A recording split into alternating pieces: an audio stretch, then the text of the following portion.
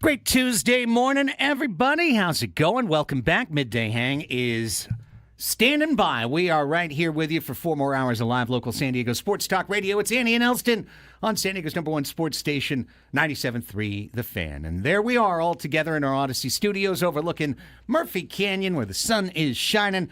Annie Heilbrunn is here. I'm Craig Elsten. Braden Suprenant alongside. We roll with you until 2 p.m. this afternoon.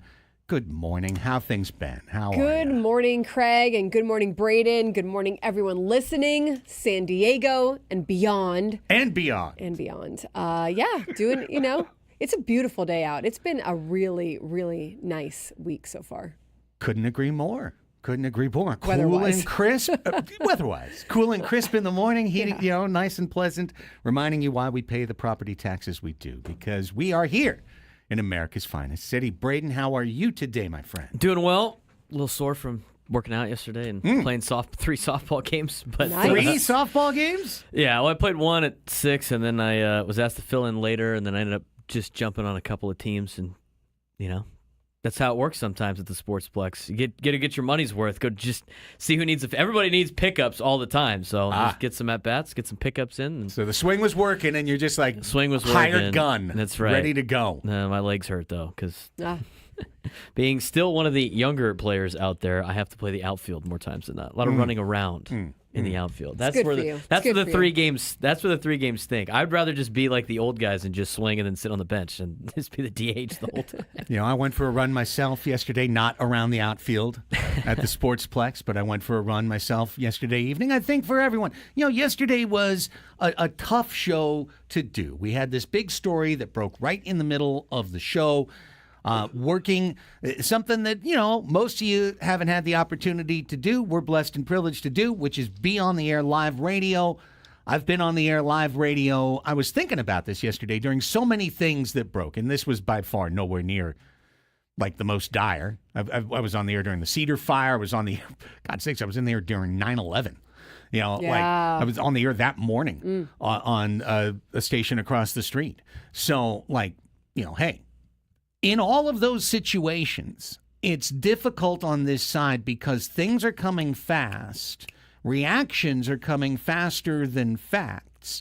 And it's our job and responsibility to slow the pace down a little bit and not get caught up in the rush and the flood. And it was one thing when it was just something 20, 23 years ago, but now with social media, now with instant interaction, and chats and whatnot, stuff multiplies. The phrase viral, that's how it takes root. So with all of that, I'm kind of glad we had the afternoon, the evening, let this all settle down, and we can kind of take another quick look at it now more holistically, and then recognize that I think this is a story that for maybe the remainder of the year is going to be behind the scenes and completely silent. Yeah, I think so. I think maybe we'll hear trickles here and there. I did learn a little bit yesterday that the formality in naming John Sidler the control person, at least to me, sounds like what they do is they do this at the next owner's meeting, essentially, is when they then vote the new control people in that need to be voted in. It's always pretty much a unanimous vote. There's no issues. Owners don't really care what other owners' control people are, et cetera, right? So I would imagine this is going to go forward if there is some kind of intervention that I guess maybe Kutsenda might stay control person. But in my mind, the way I see it, as of right now, John Sidler will be voted in most likely at the next meeting. And then, like you said, this will play out behind the scenes. It could take a year. It could take the full season. It could take 2 years. Unless there's some kind of settlement or some kind of agreement reached, I think that there's a ways to go. And we'll probably just hear information trickle out along the way when it's relevant or it becomes public. Well, the one thing that happened after we came off the air, we had Sheil Sidler's statement, we had the filing of the complaint, and we had a comment from the Padres, which said we're not going to comment. After we got off the air, the Sidler Trust put out a statement of their own. And unsurprisingly, it runs counter to the allegations in the lawsuit. Because we put the first one in the record, we need to put the second one in the record. So here's what was sent out by the Peter Sidler Trust. Quote, the complaint filed by Sheil Sidler, the widow of Peter Sidler, is entirely without merit. Peter had a clear estate plan. The plan specifically named 3 of his 9 siblings, with whom he had worked closely for many decades, as successor trustees of his trust, and Peter himself prohibited Sheil from ever serving as trustee. The trustee is exclusively responsible for designating the San Diego Padres' next control person. In 2020, in connection with Peter's appointment as control person, Sheil agreed in a sworn document that she had no right to be or to designate the control person, and that she would not interfere with the designated control person. She also stated in May 2024 that John Sidler, Peter's eldest brother, would be the best control person for the Padres. The Padres have already filed an application to Major League Baseball to appoint John, and then they have 2 sentences to bolster John. But okay, Yeah. that's the direct answer to the complaint, to the statement that, oh, this was not done the right way. They're saying, no, there was a clear plan, and it was followed clearly. And furthermore, Sheil signed a document to that effect years ago. So, I mean, when you write that, you presume that you have that, the document. So now we have the basis of it. We've got the one side, we've got the other side, and all that's left is for discovery. In all likelihood, I'll just say this. Here's the one thing I think will happen: a countersuit. I think it's extraordinarily likely, probably close to 100%, that the trust will file a countersuit against Sheil Sidler in the same court. And then from there, we'll have discovery in both of those things. And as you've known for having to go through, the familiar with discovery, pretrial motions and depositions and so on and so forth. And in all likelihood, we'll never see it actually come to the court. That's the most likely thing. Yeah, I mean, you've got a few options of how things can land here. And one is John Sidler moves forward and the brothers move forward and things kind of just move forward as planned. And this gets, litigated behind the scenes and there is no reaction, no result that causes things to change, right? 2 is there's a result that causes things to change, but I think that would probably be a while unless for some reason there's some kind of settlement or some kind of issue that makes it move a lot faster than we're thinking about. Or 3 is, it gets really far down the line, or maybe not even far down the line, but there comes to some point where all the parties involved have hit a with heavy hearts decision of, okay, maybe it's time to sell. Maybe it's time to go in a different direction. I don't see that. I think that is so far down the road. I don't see that as a possibility right now. I mean, it is possible, and I think it could be the end result. I think what is interesting about this, is, well, there's a few things. Number one is there's 45%. It sounds like from Kevin Acey's article, 45%, from Dennis Lin, between 40 and 50% that the Sidler Family Trust owns. These are relatively, when you think about a team ownership, these are minority owners essentially that form a trust that hits almost to the halfway point. Right. But they're 20%, 15%, and these days when someone buys a team, it used to be this way, where there was a lot of smaller owners. These days, you have like the Steve Ballmers. You have like the Cohens. Thank you. I was thinking Mets and I couldn't.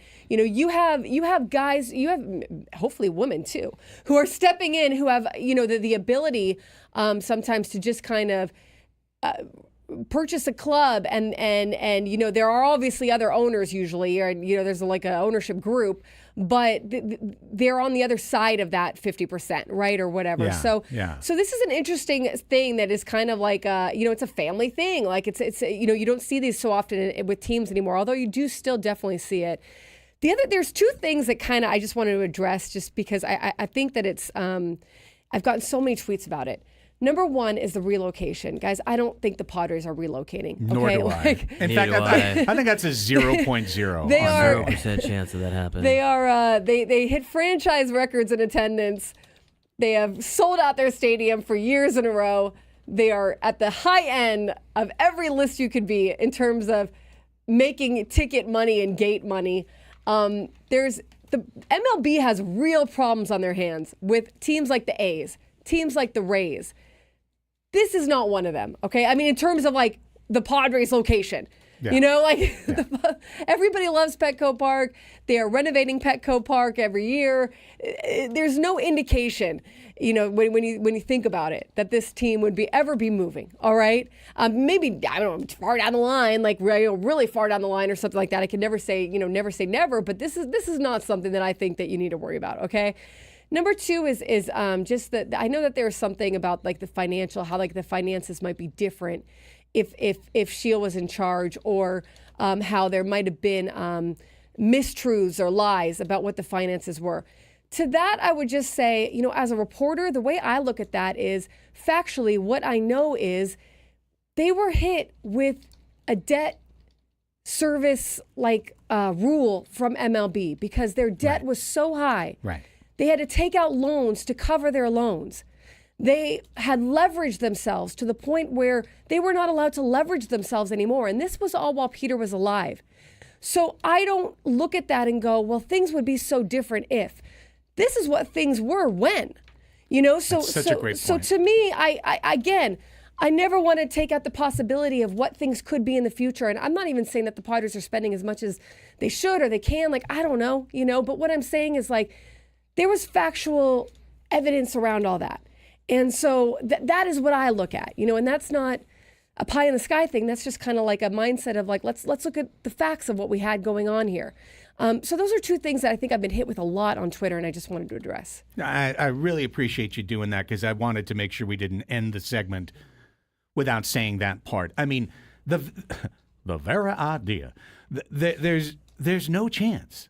If in any way it even became a feather floating in the wind that the Padres were thinking about leaving San Diego, those teams you just talked about would want to run here. Yeah. Like Tampa would become the San Diego Rays the next year. Yeah. The A's are like, Vegas, forget that. You mean Petco Park? I'll move into Petco Park. Absolutely. Like Absolutely. It's ludicrous. I don't want to use that word, you know, lightly. It's ludicrous. It's one of the, but again, it's one of the kinds of things you put in a complaint when you want to be first to the street with it, when you want to get it out Absolutely. there. Yes. Like, and I think it's important what you said yesterday. A lawsuit is like what this is accusations and allegations against the other party in a way that you get to throw everything down, right? Like you said, you get to throw everything on the table that you want to. It has not been proven true. It does not mean it is true. That now the same thing happens if a lawsuit comes against Shield Sidler. I will say the same thing for Shield. Doesn't mean it's true. Doesn't mean whatever's being said in it is true. Like what I'm saying, it doesn't mean it's not true. It's just we don't know, you know? So there are some things in it that I think, though, bear a little bit of, comprehensive talk just based on what we know, you know? But in terms of what she's putting forth, yeah, like the courtroom and the judges and the discovery and everything like that, I think will bear witness to whatever the verdict needs to be. Correct. And with that, like we said, that's going to be it. And not like, hey, we're not going to ever talk. But honestly, we're going to have Bryce Miller on at the bottom of the hour. We'll get his take on what's going on. Plus, we'll talk more about the team on the field, the Padres, because the Padres are going to roll out in 2025 with every expectation to be a winner, to be a good team and a winner. And there's no reason not to believe the Padres can be a winner on the field and in the and in the box office and in the stands and at Petco Park, in 2025. I know there are similarities to the Chargers. In terms of that they're both in San Diego. I understand that we watched a team leave San Diego and it was heartbreaking. I was right there with you guys. We all were in this room. This is a different situation, all right? The Padres have positioned themselves as the premier team in town. They are what you said other owners would want. They are the talking point of all sports fans in San Diego. You know, they're full stadiums, renovated Petco Park. I don't know if you guys saw the article that David Garrick did in the Union Tribune over the break, where it talks about the repositioned percentages now between Petco Park and the city of San Diego. The city of San Diego used to make 70% off of events that Petco Park would hold. And back in 2012, I assume this was with Ron Fowler and Peter Sidler when they first took this over. Very smart thing to do, because I know Ron Fowler back in those 2012, 2013 days used to say to me, we will never let that ballpark look more than 5 years old, you know? So this was way back when. The city said, no, we want you guys to make 70%. Well, why would the city want the Padres to make 70%? It's actually genius. One thing that we could say was genius about the city. They said, look, we know that that's going to incentivize you guys to really want to have a lot of events and really keep Petco Park in premier condition. And so we'll take the 30, you guys take the 70. And that has become a very lucrative partnership for both sides there. And then built into that were conditions that if the Padres spend a little money on renovations every year, or most years or whatever, they get kickbacks, they get discounts from the city on that. They get I'm not using the right verbs. Well, it's taken out of what they have to donate. Exactly. Okay, and so there's an incentivization for them to go ahead and keep Petco Park looking well and renovating things because exactly they get to pay the city less for it. But the reason the city wanted to do that as well is when they all got together and they talked back in 2012, 2013, whatever, they didn't want Petco Park to become the albatross that Qualcomm Stadium became, where it was never renovated and it just was left to die and wither away. There are things in place that just point to something different than what was going on with the Chargers. I can see you guys in the chat. Never say never. I will not say that it is impossible that it would happen. I don't see it happening anytime in the near future. Yes. And, however you want to take that, you can take that any way you like. But I'm going to tell you, like I do every day and like Annie does every day on this show, what we actually think. It's not been handed to us. It's what we actually think. No one's telling me to think this way. Yeah, and trust me, I actually think the Padres are as well positioned in terms of their ballpark, their market, their situation. They're as well positioned as any team in baseball. TV? No. Obviously, not TV. That's an advantage that Major League Baseball itself is going to try and resolve over the course of the next 5 years. Through labor discussion, hell and high water, those things will be negotiated. But there are 16 teams right now, I could probably roll through the list, that would love to be in San Diego. And look, could you get like a Steve Ballmer type? Could you get a Stan Kroenke who...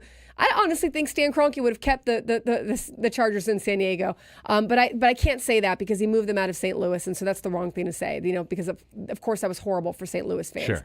But what I think is could someone, yes, of course, could someone very rich buy them in the future and say, you know what, we want the team in Nashville? I think a smart business person would not do that.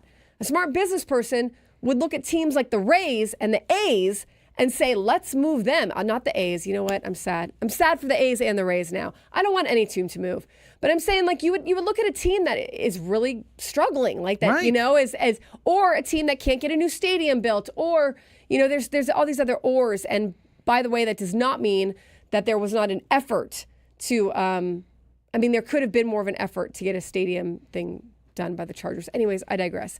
But yeah, I get it. Never say never, but It's just look at kind of the facts of where things are. Baseball is looking at the fact that the Padres are full at Petco Park every night going, woo-wee, and not to mention they wish the meetings were in San Diego every year. Just like a lot of those NFL people, they love San Diego. I think it's a little different than the NFL. Not saying it can't change ever, but I don't see that as being a reality in the near future. Yeah, none of that is. That was a line in a complaint. Please distinguish between any actual reporting and a line in a complaint that has an entirely different intent. Yeah. It was literally a throwaway line in a complaint. I get it. I understand. We all have, as Tony would say, the PTSD. But I hear you. Yeah, but the folks, and I think I've done the right thing. I think I've crossed us to the exact right time barrier. We're going to take a break. Oops, We did it right. But the last thing I'll say is for the folks who go, well, I never thought the Chargers would leave. Really? Because I sure did. And I've been a lifelong Chargers fan. You could see the writing on the wall for years and years and years and years and years. Mr. Fabiani, all right? That guy, I never left a conversation with him going, oh, yeah, no, the Chargers are set. Are you kidding me? The Chargers had it in their crosshairs for a long time. 15 years. 15 years. Yeah. And I was on the air during those 15 years. And I was in this sports market all the way through that time. Please think about a million things that's not one you have to be worried Yes. about. Think about it. You think about whatever else you want. Yeah, that's one we can all be chill and we can move on. We're going to come back. We're going to hit a quick reset segment, and then we will have Bryce Miller on, San Diego Union Tribune columnist.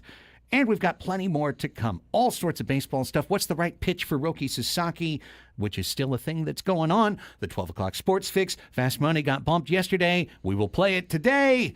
So much to come. Andy and Elsten underway on The Fan.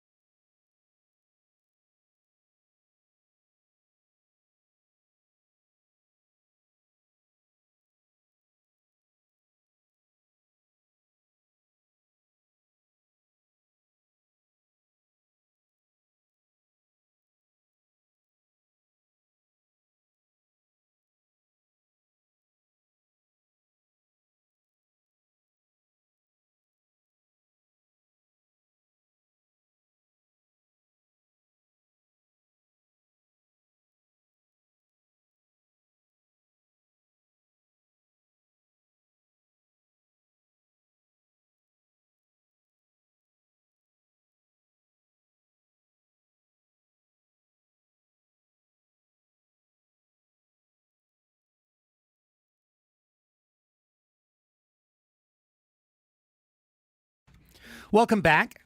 Annie and Elsten here with you. It's 10:26, and we got Bryce Miller coming up just after the bottom of the hour. So here's what I thought we could do, guys. We've got some great NFL stuff lined up here. We've got a little room for it a little later in the show. So I just want to ask the two of you one question, which was on my mind this morning about the NFL, and that's what we'll talk about right here. I was just kind of thinking about it, noodling about it, going, okay, the bracket, blah, blah, blah. Number 1 seed, Chiefs. Number 1 seed, Lions. Mm-hmm. Wouldn't that be... I don't know if it's going to happen, right? And anyone could get bumped off this or that. There's valuable teams on the other side. But wouldn't that be one of the best Super Bowl matchups in your life? Oh, yeah. Like literally in your lifetime? You've got the Chiefs who, yes, like last year, right, didn't have the best regular season, but always turn it up a notch in the offseason. I'm not counting the Chiefs out. And by best, I mean they still won a ton. They just had all those close games that I think people felt a little bit like were their weaknesses, right? Like their vulnerability. I still have, I think the Chiefs will still be good in the playoffs and perhaps make it to the Super Bowl. And then you would also have the Lions defense, and the Lions offense, not bad either. So I think it'd be a really good matchup. Well, if they make the Super Bowl, Hutchinson's back. Right. Allegedly. Yes. So that'd be a big deal. I think Bills-Lions would be more. Really? I think it'd be better. This Kansas City team is not fun to watch. They're not very. I mean, their offense is okay. They do what it takes to win. I mean, they have 15 wins, but like every time I watch them play, I'm like, how is this team winning right now? Because it's not like how they used to. It's not. This is probably. It's funny. Like we have all the myths that we could talk about, and the myth for the Chiefs is, and I think it's a fact, this is the worst Chiefs offense since Mahomes became the starting quarterback. Yeah, they haven't been connecting like they usually have. Like they haven't been in sync like they usually have. I think the interesting thing is they still pull it off. Well, man. good teams find a way to win, yes. right? But if you flipped which is not, you can't do that, but if you flip all of the one-score games, Bengals would be the 1 seed in the AFC. Chiefs would be out of the playoffs. Right. I mean, that's what. I mean, these are all coming down to razor thin. But if games. If it's an okay. if. And I get that. Thin. I get it. But here's my thinking. If the Chiefs do make the Super Bowl, they have therefore overcome these things that we have just talked about, the inefficiency in their offense, whatever.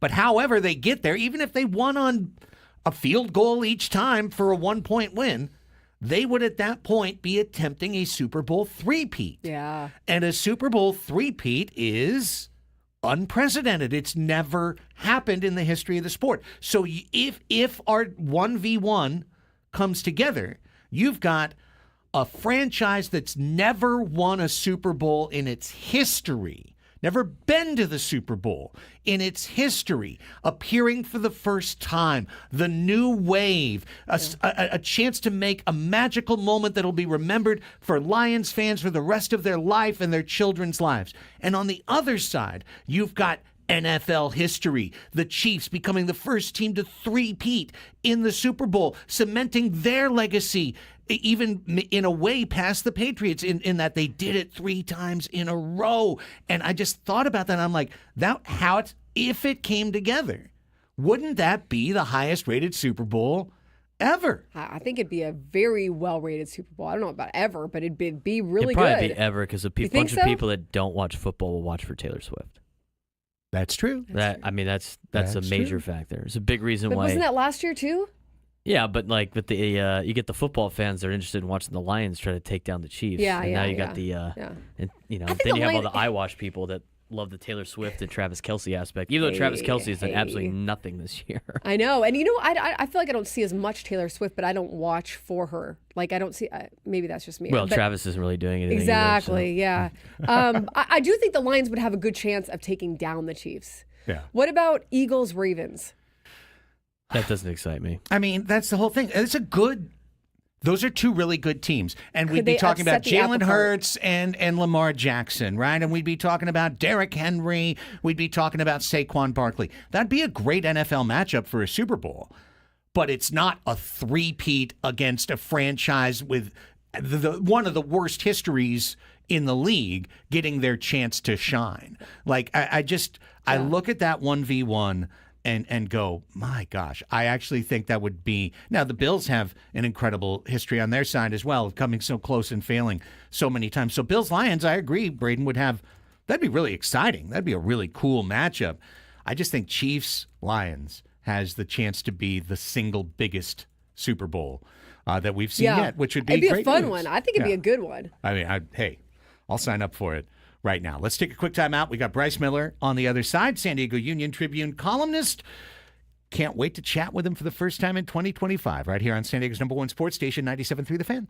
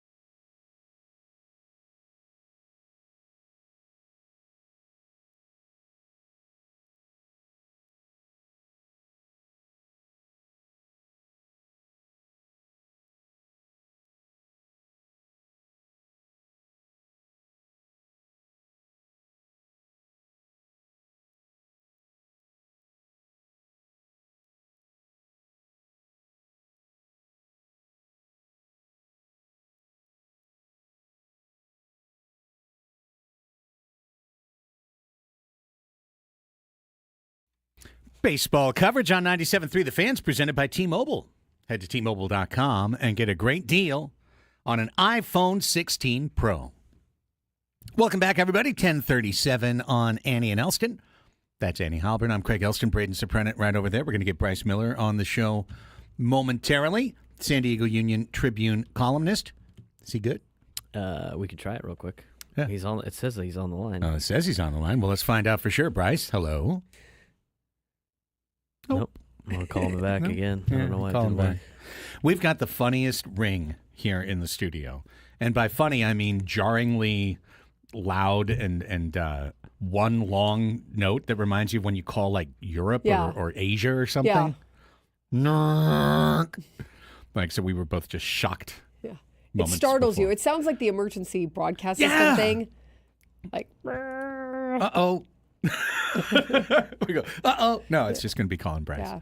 So we're going to chat to him momentarily. I just noticed they announced it 5 minutes into the show, Annie. Something we've actually already mentioned, which is that Jonas Eideval is going to be the next head coach of San Diego Wave FC. Oh, they made their decision. They did it. They made it official. All right. Our boy Tony had that weeks ago. We talked about it on this show that Eideval was going to be the next pick coming over from England to be their second head coach. So we'll talk about that more in the 12 o'clock Sports Fix and probably have Tony on later in the week.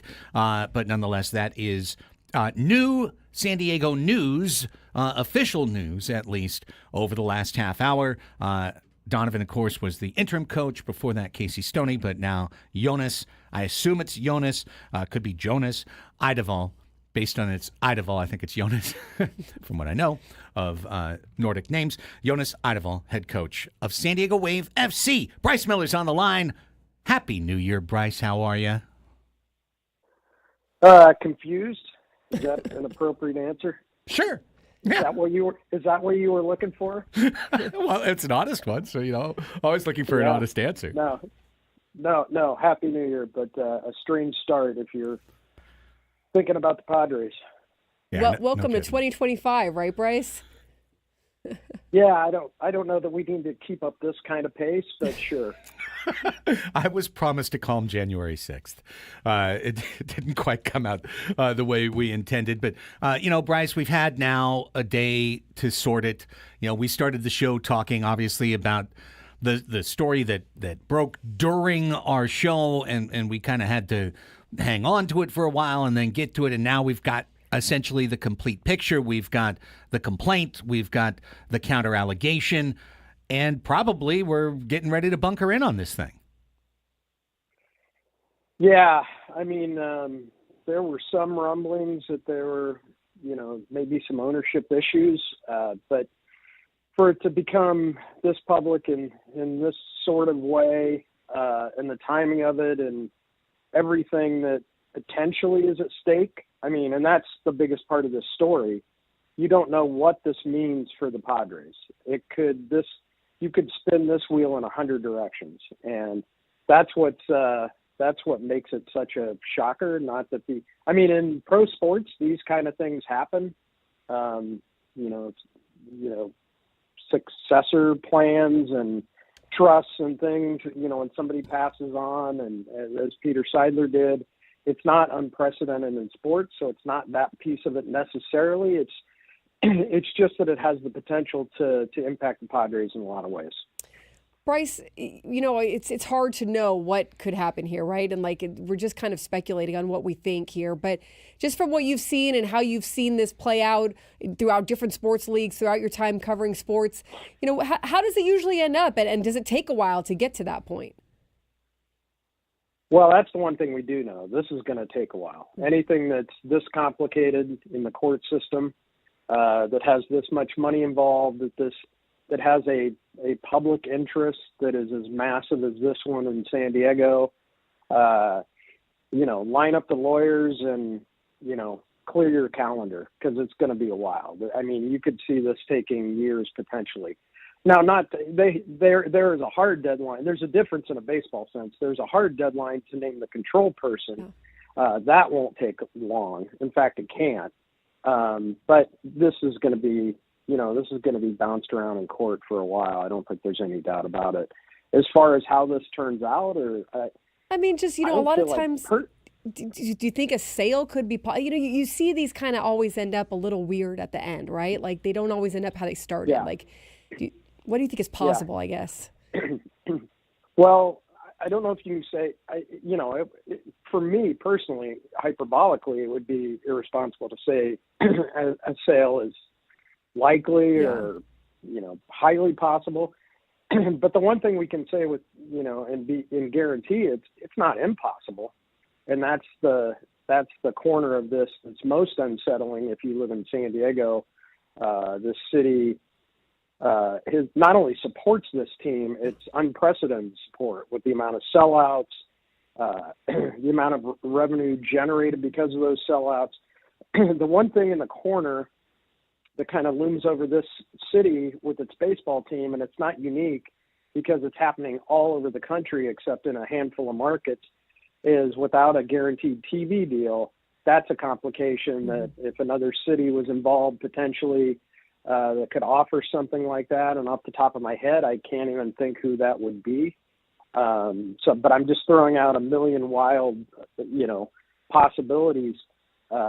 It's just so hard to see where this lands, but there are reasons to be concerned because some of the potential for how this could impact and ripple through the organization, I think, are real for sure. We're talking to Bryce Miller, San Diego Union Tribune sports columnist here on Annie and Elsten.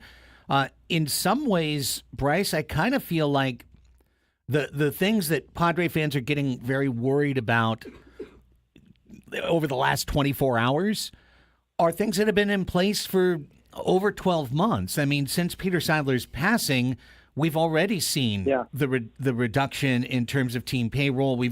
And as Annie, I think, really put very well in our opening segment, it's almost fanciful to go, well, if Peter Sidler was here, we'd be spending $260 million on payroll. If Peter Sidler was here, we would have kept Juan Soto. If Peter Sidler was here, ...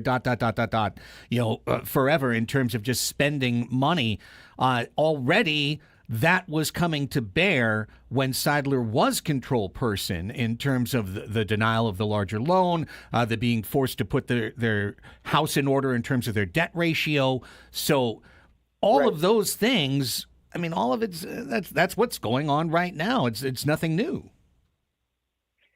Yeah, those are real factors, and you're right. It's impossible to say what Peter would or would be likely to do.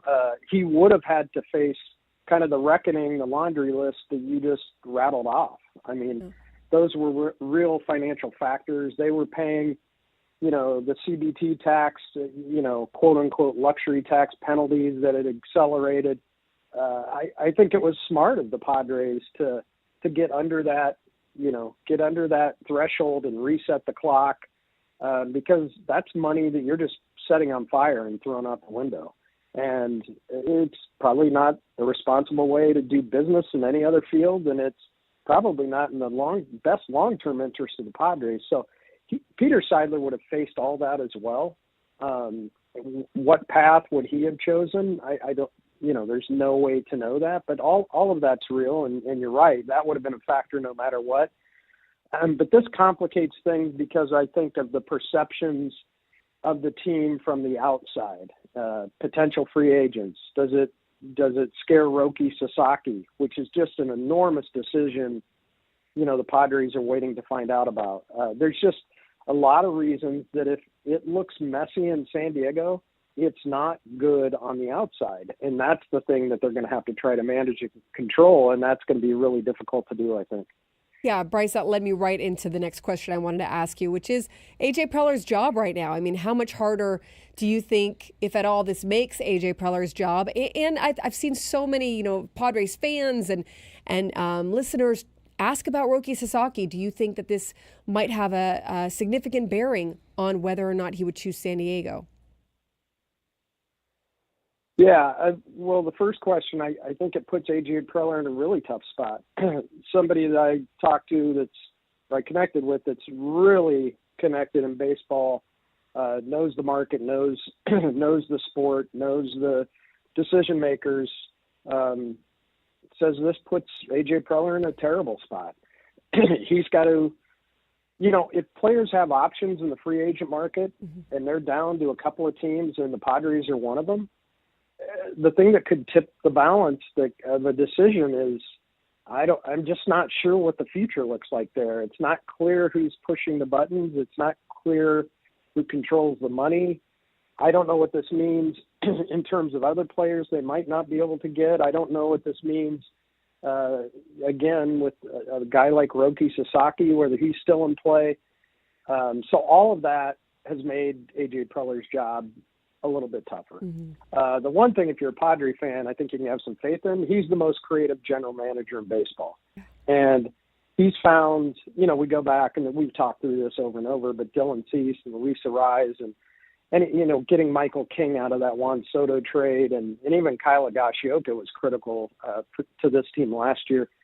He just, and spending money and figuring out ways to, organize contracts and creatively, he will find ways to work around this in my mind, but it does make that job harder. But as far as Sasaki, you got to worry about that because he didn't want any players in interviews when he talked to teams. It seemed very businesslike to me. It seems like, just to shorthand it, he seems like a no mess guy to me. Not knowing him, not knowing the situation, not knowing his agent, I would be surprised if he heard about this and go, oh, that's a good thing. No, right. I mean, no one will. It's not a good thing. Yeah, no one will. Nonetheless, Bryce, I mean, I hear what you're saying. I'm not trying to push back too hard, but last year they had to trade Juan Soto. Last year they couldn't sign Seth Lugo. Last year they couldn't sign Michael Wacha. They couldn't sign Gary Sanchez.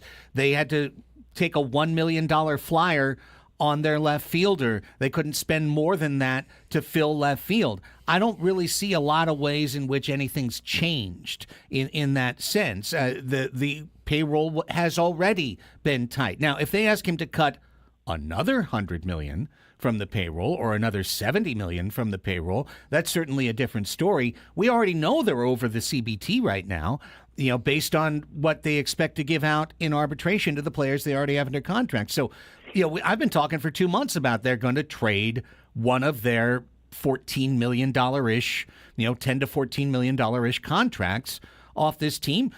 And that is something that A.J. Preller is completely able to do. I feel like the heat of a complaint and what's sure to be a countersuit that's filed soon, I feel like that is really hot right now. But when a free agent sits down to talk about the next 3 years, what they're going to be looking at is Fernando here? Is Machado here? Is Bogarts here? Who are the guys I'm going to be playing with? And that's the good thing the Padres are going to have to offer this whole decade. Yeah, and if you're the Padres, you're hoping what you just said is exactly the case. But to paint it, and I know you're not doing this, I just think it's an interesting back and forth that we're having, to paint this as a non-factor, which you're not doing, but to paint it as a non-factor is not right either. Yeah. It's part of the bigger equation, and that bigger equation just got a little more complicated. How much more complicated, we don't know. To your point, maybe this is choppy water in the short term and not a huge factor in the long term, but nobody knows that. Yeah. I mean, it's just not clear yet. Who controls the finances and how they decide to spend and how they jump back and forth over and under the CBT tax. All those things are just massive decisions coming up. Bryce, the Padres still have yet to make any real significant move, right? Since the offseason started, really. Is there anyone you're eyeing? I mean, as spring training gets closer, as they still need some positions to be filled, maybe not even a specific player, but just a certain position that you think that they've got to really start to bear down on as the time starts to close between now and spring training or the start of the season? Well, I mean, for me, they need a catcher, but it's such a complicated situation because what catcher is there to get? Yeah. The market at this point, I mean, the loss of Higashioka was huge, I think. To put all your eggs in the Campusano basket is a huge roll of the dice. And you need more catching anyway. It's a long season. You need depth. but I think they need some experience. And where you get that, who knows? They have to decide left field, obviously. Jerks and Profar, I could see him coming back, not for $1 million. Of course, nobody expects that after the type of season he had. But that's what the market bared last year, and the Padres benefited from that.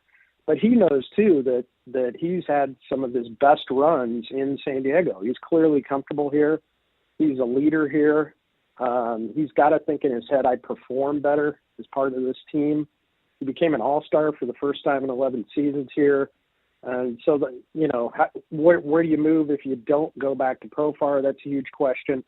And then the pitching, I mean, do you, as Craig kind of hinted at, I think, do you deal Dylan Cease before he becomes a free agent and try to maximize the return you can get out of a deal like that? And if you're doing that, you need pitching. It might be the right move to get rid of Dylan Cease, but then that just compounds what you have to do in terms of your rotation, especially without having Joe Musgrove this year. And no one has any idea what's going to happen with Roki Sasaki. The Padres are clearly in it, but you can't bank on that. You can't count on that. So I would start with that list, and it's an important list. There's no doubt. It's a pretty good list. Great stuff, Bryce. As always, really fun conversation. That's why we love having you on so much, and I'm sure we'll do it again real soon. Appreciate you. All right. Thanks, guys. Thanks, Bryce. And I mean, the big question there, too, as Bryce finished with talking about like what the Padres could do is, it was reported in Kevin's story yesterday in the UT that at the winter meetings, there were many sources who talked to him who said that the reason that the Padres hadn't made a move so far had to do with the dealing of this whole ownership thing behind the scenes. That said, the market is crazy, right? The market's been weird. And I don't know if that's stalled them completely, but the big question, Craig, is it going to stall them going forward? Is it going to make things just harder for those transactions to happen? Whether they're trades or free agents or whatever. And I guess we'll find out. They're going to need these players at some point, so they need to be able to get stuff done. I mean, honestly, that's why I just kind of go, it was already hard. Exactly. It was already hard. I already didn't think that, if you can't sign Kalagashi, okay, you're having a hard time signing people. We're going to come back and talk in hour number 2 of the show about some of the potential things that could be happening in hot stove baseball over the next couple of weeks and some of the players that we could be keeping our eye on. Plus, what's the right pitch you could still make today convincingly to Roki Sasaki? All of that and more next hour on Annie and Elsten.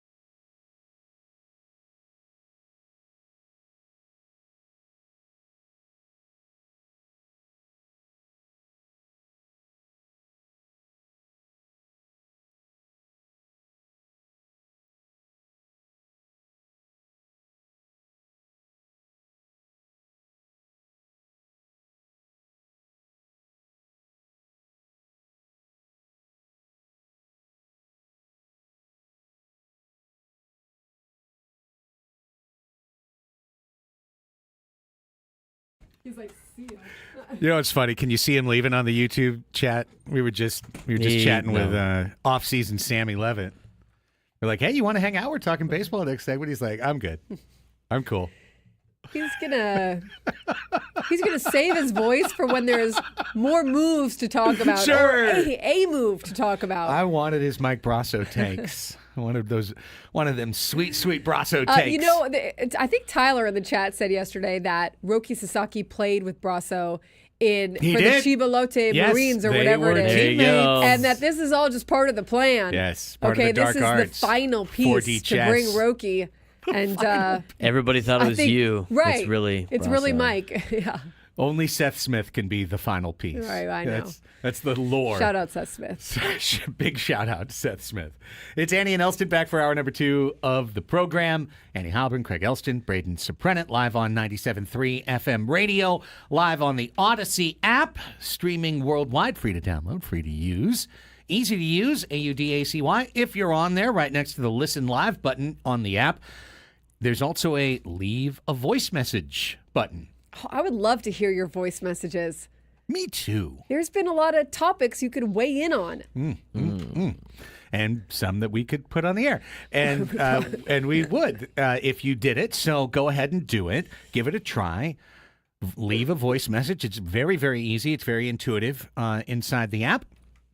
And we'll hear from you during Ask Us Anything, which will be back today. Yes. Yesterday's whole show got derailed with the lawsuit and whatnot, not against us. And so we didn't have Fast Money. We didn't have Ask Us Anything. We're going to have both those things back in today's show. Aztec tickets giveaway in the 1 o'clock hour. Oh, That's awesome. exciting, right? For Aztecs Air Force. That is correct. Beat the zone. Yes, go. beat the zone. Got to be able to hit some threes. Yeah, you do. Or, offensive rebounding. That's true. Important. Very important against the zone. More baseball stuff. This is always our baseball hour here at 11 a.m. And there was a trade made yesterday. Yeah. The Dodgers. It's always the Dodgers, the team that's allowed to be They active. gave someone away this time. This time they traded away Gavin Lux because they had just signed Hae-Sung Kim. Song Kim, yeah. So basically that's a 1-for-1. Lux is out to Cincinnati, and they got a prospect, and they got a competitive balance pick. Yeah. I think that's what matters in that trade. I think like number 37 or something. I saw something like that. It's, Here's the thing. That's tradable. 37. It was just traded for. Yes. And it can be traded away. And they got outfield prospect Mike Sirota. Mike Sirota. Yes. Sounds like a great game. Great Mike name. Sirota. Yeah. Exactly. That should be his walk-up. That's I right, hope he uses 100%. the knack. And their one song of note throughout the band's illustrious and short history, My Sharona. Nonetheless, that competitive balance pick could be theoretically traded for international pool allocation money.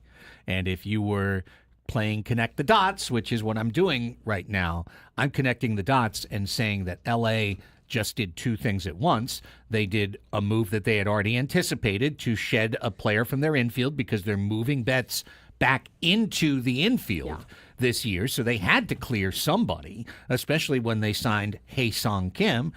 And now they've got another asset that if it's needed, if it's round 3, and they hear that another 500,000 or 200,000 could make a difference, they've got something else that they can move. Yeah, and that sounds so stupid, right? It's the Dodgers. Oh, they can throw another 500,000 in the pot, but it's a different fund. It's a different pot that they have to draw from. So this, maybe could be part of the plan, or if not, they just have another draft pick that they get to use. The Gavin Lux experiment comes to an end with LA. Yeah. I mean, that had a lot more promise than it ended up having, in actuality. How, honest question, don't have the obvious answer off the top of my head. We can figure it out. How many actual field players have the LA Dodgers graduated through their system during this incredible run, with Friedman as GM and the Wasserman Group and whatnot? And every year you hear, well, the Dodgers have the best farm system. The Dodgers just have the absolute best farm system. Corey Seager came out of their system, right, and was tremendous while he was there until he moved on. Jock Peterson. Yeah. Jock Peterson was good, right? I mean, he's still moving around, but he wasn't. He might have been a one-time All-Star for the LA Dodgers. Okay. How about recently? Yasiel Puig. Yeah. Okay. Like James Outman was good for a year. He was back in the minors last year. He wasn't really a factor. Yeah, he had like a flash in the pan, right? Where everybody was kind of talking about him, and then Alex fizzled out Verdugo. more. Verdugo really didn't pan out. He was part of a trade, right? He was part of the Betts trade. So Would you include Will Smith? Yes. Will Absolutely. Smith's So pretty there's good. That's a good one. That's a great one. Yeah. That's a great one. Bellinger had his ups and downs along the way, honestly. But yes, okay, But Cody, I think a lot of teams would take Cody Bellinger. sure. Teoscar? In the last 5 years, no, Teoscar came from free agency. He was a Okay. Blue Jay before that. Austin Andy Paez, Barnes, okay, all right, Keeper Ruiz. Edmund. No, he came from St. Louis. What are we talking about? What's Players what's that the Dodgers actually drafted and developed. Oh, drafted and developed. Developed through their system. Is O'Neal Cruz a Dodger They traded development him. or No, a he's a Pirates development. So is Fernando a Padres development or a White Sox development? Because he played more with the Padres than the White Sox. We can play the game. I feel like they've used their farm system well to acquire assets, much like the Padres have. But Will Smith is a great example. There's an impact player they've developed through their system. I guess what I was reaching for, I'm thinking about Lux, I'm thinking about Miguel Vargas. Like, there's been a lot of like, oh, this is the next guy, and with the Dodgers, they never miss. Yeah, and Adams going back to the 90s. I'm not talking about the 90s. I'm talking about right now. I know what you're saying though, because they are known for drafting and developing, and that is like a thing with the Dodgers, right? And former players, even players that have been with the Padres, have talked about how good their system is in terms of drafting and developing and moving people through the system. I guess I would fight back a little on that. No, I get what you're saying, but like getting them to that point where they weren't all superstars, but they all seem to serve that purpose of like when they needed him. I remember when Paez was like their superstar for like the period that they needed him to be, or like they seem to get like these little windows, these little pockets from some of these guys when they need them the most, and then they sort of, you're right, I mean, they don't necessarily stick around. Yeah, they've done plenty fine. That's enough. If you could talking produce about the Dodger farm system. one position player per year Yeah. to make an impact, yeah, I mean, to they're do doing. something. Look There's at not a Jackson lot. Merrill. There's not. Yeah, they've basically put together. Jackson Merrill's a rookie of probably the an year anomaly. level, probably Yeah. a lot better. But like the Dodgers have put together a guy like him almost every year, Right. with the exception, That as they Craig bring said, up. the last like 2 years. Yeah. The guys that they have brought up from a position player standpoint Right. have been okay. Like they're not all going to turn out, but they get him to that point, Yeah. Although They're I guess the making- same they're could be true helping. if the Padres didn't trade him, they could probably get him to that point too. It's like Craig, you mentioned like guys like Zach McKinstry. Remember he was like supposed to be the next Yeah. guy, and then he Yeah, just yeah. wasn't a good it. one. And hit him and Lux and some of their more recent guys have not lived up to the same level that was like it seemed like every year they had a rookie of the year. It was Yeah. Puig, and then it was Bellinger, then it was Seager, or Jock Peterson was mixed in there, and it was like the next guy outdid the guy before him. Yeah, It was like, yeah. oh wow, I forget what the order was. Here's Yasiel Puig. This guy's the greatest thing since sliced bread. And then the next year it's like, oh, here's Cody Bellinger. He's the greatest thing since sliced bread. Oh, here's Jock Peterson. He's even better than Cody Bellinger. And then it was like Seager, and it was like 4 or 5 years in a row. And now the more recent history, it's been like, yeah, but it's all right, I guess.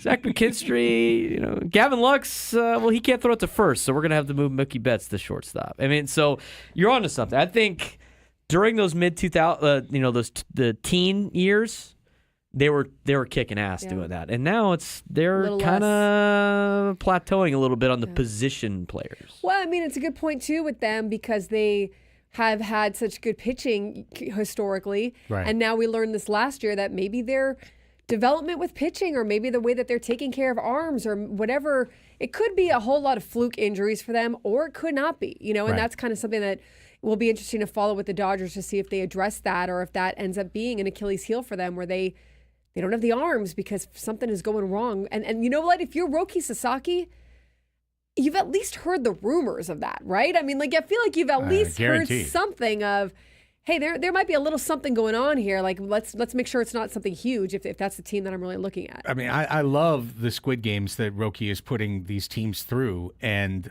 if I was him, with his tailored questions that he's giving to each organization, my tailored question for LA is why aren't you going to blow my elbow out? Because that's what's happened to all these guys over here, and your organization leads the league in blowing elbows out. So how is it going to be different for me? How are you going to develop me and keep me healthy over 6 years? That is one of the places where I do believe the Padres have an ability to create an effective argument that does work against LA. Ben in the chat says the Diamondbacks would be a better comp because of how they need to draft and develop versus the Dodgers. I mean, the Diamondbacks have done, I think, a pretty good job. They've done a great job. Yeah, of utilizing their farm system and bringing them Carroll, up. McCarthy, and before that Walker, and now Del Castillo behind the plate. They traded for Moreno. They've got, they used Rojas. They've got. I mean, we could just go on and on and on. They've done a good job. Just because the Dodgers don't need to doesn't mean they're not doing it. Right. They are doing it. Yeah. Now they have the best of both worlds where they can. But again, I've made this argument before. The Dodgers can spend just as much money on their farm system as they can spend on their roster, where other teams have to split up the money because they don't have as much. It's a different level. Yeah, and that ends the thought experiment of Dodgers. Are they actually doing it wrong? Answer: No, no. The World Series champions. Well, when you could do it every way because you have the resources to do it every way, then there's no wrong way because you're doing every way. It opens up your options. Yeah, that's it. No, that's it. It's full flood, full gates, everything open. We can do this. We can do that. We can do the other. But you could still look. You could still. If I do give them credit there, though, in that respect, where. Because they have an open checkbook. They've had an open checkbook for a long time. They don't need to draft and develop. They don't need to have a good system. They don't need to have their own way of doing things and all this. You know what I mean? But they know that that's going to help you win a championship. Look at the Mets. The Mets have an open checkbook as well. But the Mets need more of they're trying to find it. They're trying to form it now under Steve Cohen. But they need more of an identity. They need more of a draft from within or develop from within and understanding of what their club is, and they started to build that a little bit last year. But what I'm saying with that is just because you have a lot of money doesn't mean that you're going to put a championship team on the field. Mets have to pay taxes. Dodgers don't have to pay taxes with this. Wait, why? Right, what? Because if you save money on these other players, you don't have to go over to the just because you have the money to go over the luxury tax doesn't mean they don't do it every year. You want to. Yeah. Nobody likes paying taxes for anything. Nobody's sitting there going in April man, I love that I'm giving money to the government. Yeah. Right? So it's same thing with the Dodgers. They try to limit that as much as they can with the young players, but they have the resources to do both of those things. And then they put $100 million in their stadium, so nobody gets the money. I love paying my taxes, Braden. You love paying taxes? You love writing a check to the government? I don't. I appreciate the contribution to the commons, to all the things we need. Good. You can pay my share police then. And fire department, education. All of these things are the common good, and I'm happy to contribute my part to the common good. Good. Can you cover mine then? Is everyone contributing their part to the common good? Well, I would like everyone to contribute their part to the common good, but I know that I will, and I'm happy with the concept. I'm very happy with the concept. Every time I go to the I'd love to see Craig with a smile on his face writing the check for the tax. This is so great. I'll have to take a picture of that. The woman who does my taxes is always every year I come back and she's like, "Are you married yet?" And I'll be like, "No," and she'll be like, "Oh," she'll curse, and she'll be like, "Do you have a kid yet?" No. No, wave that off. I leave there covered really in shame of just she's like, "They're taking so much from your paycheck because you're not." And I'm like, "What do you want me to do?" All right. She's like, "Just go get married and have a kid." Like, all right, let me just go. Yeah. Contributing to the Commonwealth. Get some other schmuck that needs the taxes. Yeah, Annie, why'd you marry this guy? Exactly. Well, for taxes. It's hard to live in California. That's right. We're going to take a time out. When we come back, are you worried about the next big move for the Giants? And what about Luis Ariz? What's going on there? We're going to talk about that when we return as well. More baseball chatter with your baseball buddies, Annie and Elsten, and Braden right here with you on 97.3 The Fan.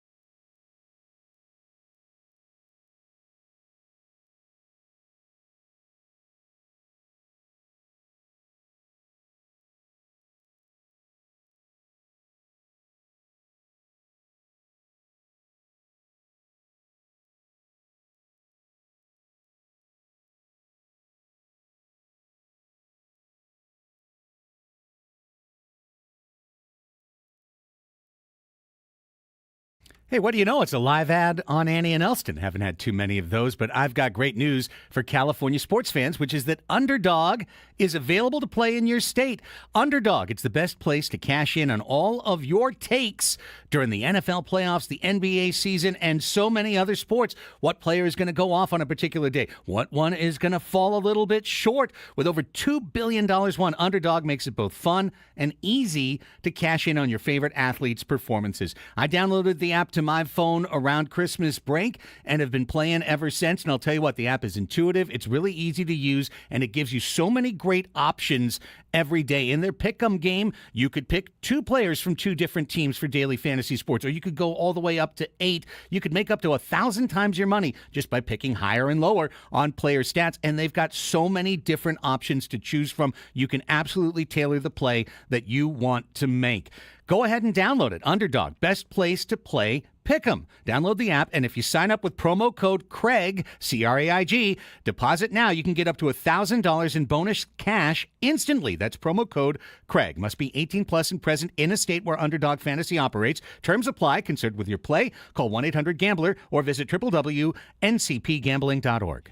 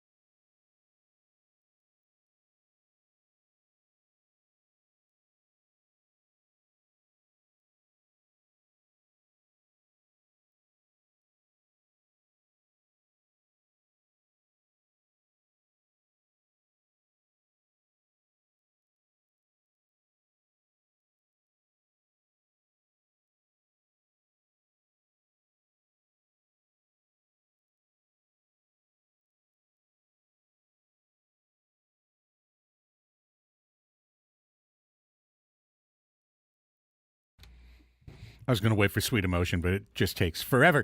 The Odyssey app lets you jump back to the moments you missed on 97.3 The Fan.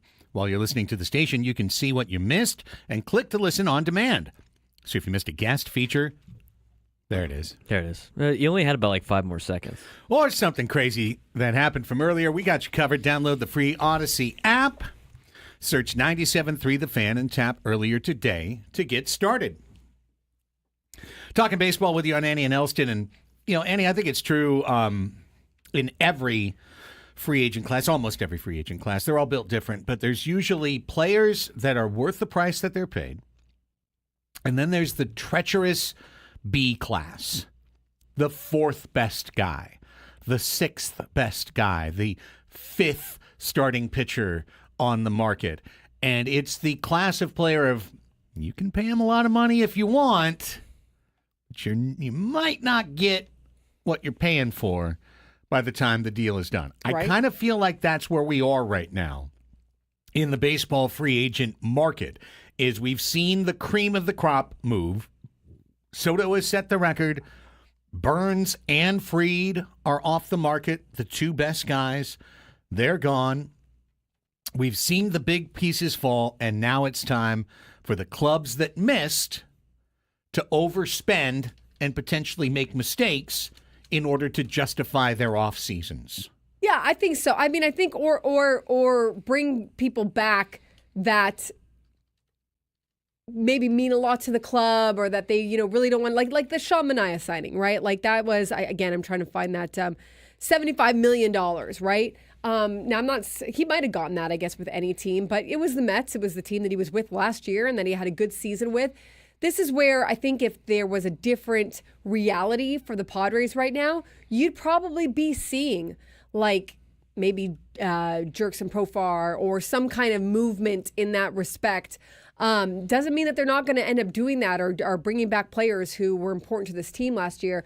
But there's probably a settling of the market that's waiting to happen a little bit, because people are going to get a little bit more desperate when both sides, players and teams, as it gets closer to spring training and then moves into spring training and then closer to the season.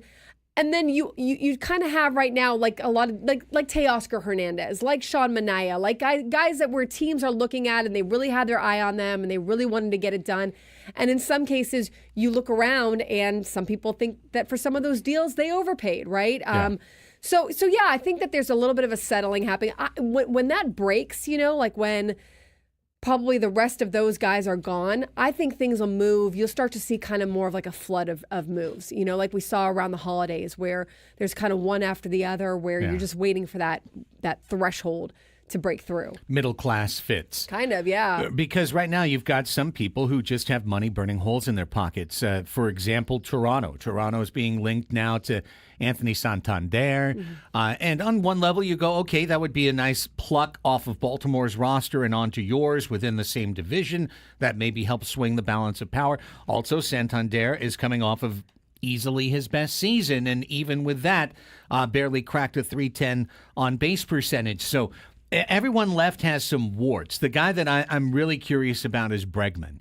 I thought Alex Bregman was going to fit best staying where he was, aiming at the Crawford boxes, at Houston's home park. All the history of the championships he's delivered, the Gold Gloves he's won along the way.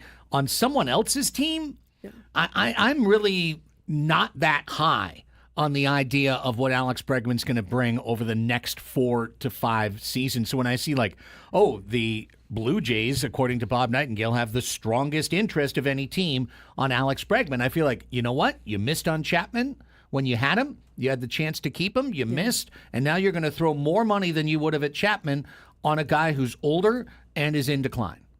Alex Bregman, too, I thought, some more talk before we went on break, and then it got kind of quiet for a little while, right? And I see just with a little bit of a Google search, the Blue Jays have interest, right? The Red Sox have had it, but why isn't anyone pulling the trigger right now, I guess? Yeah.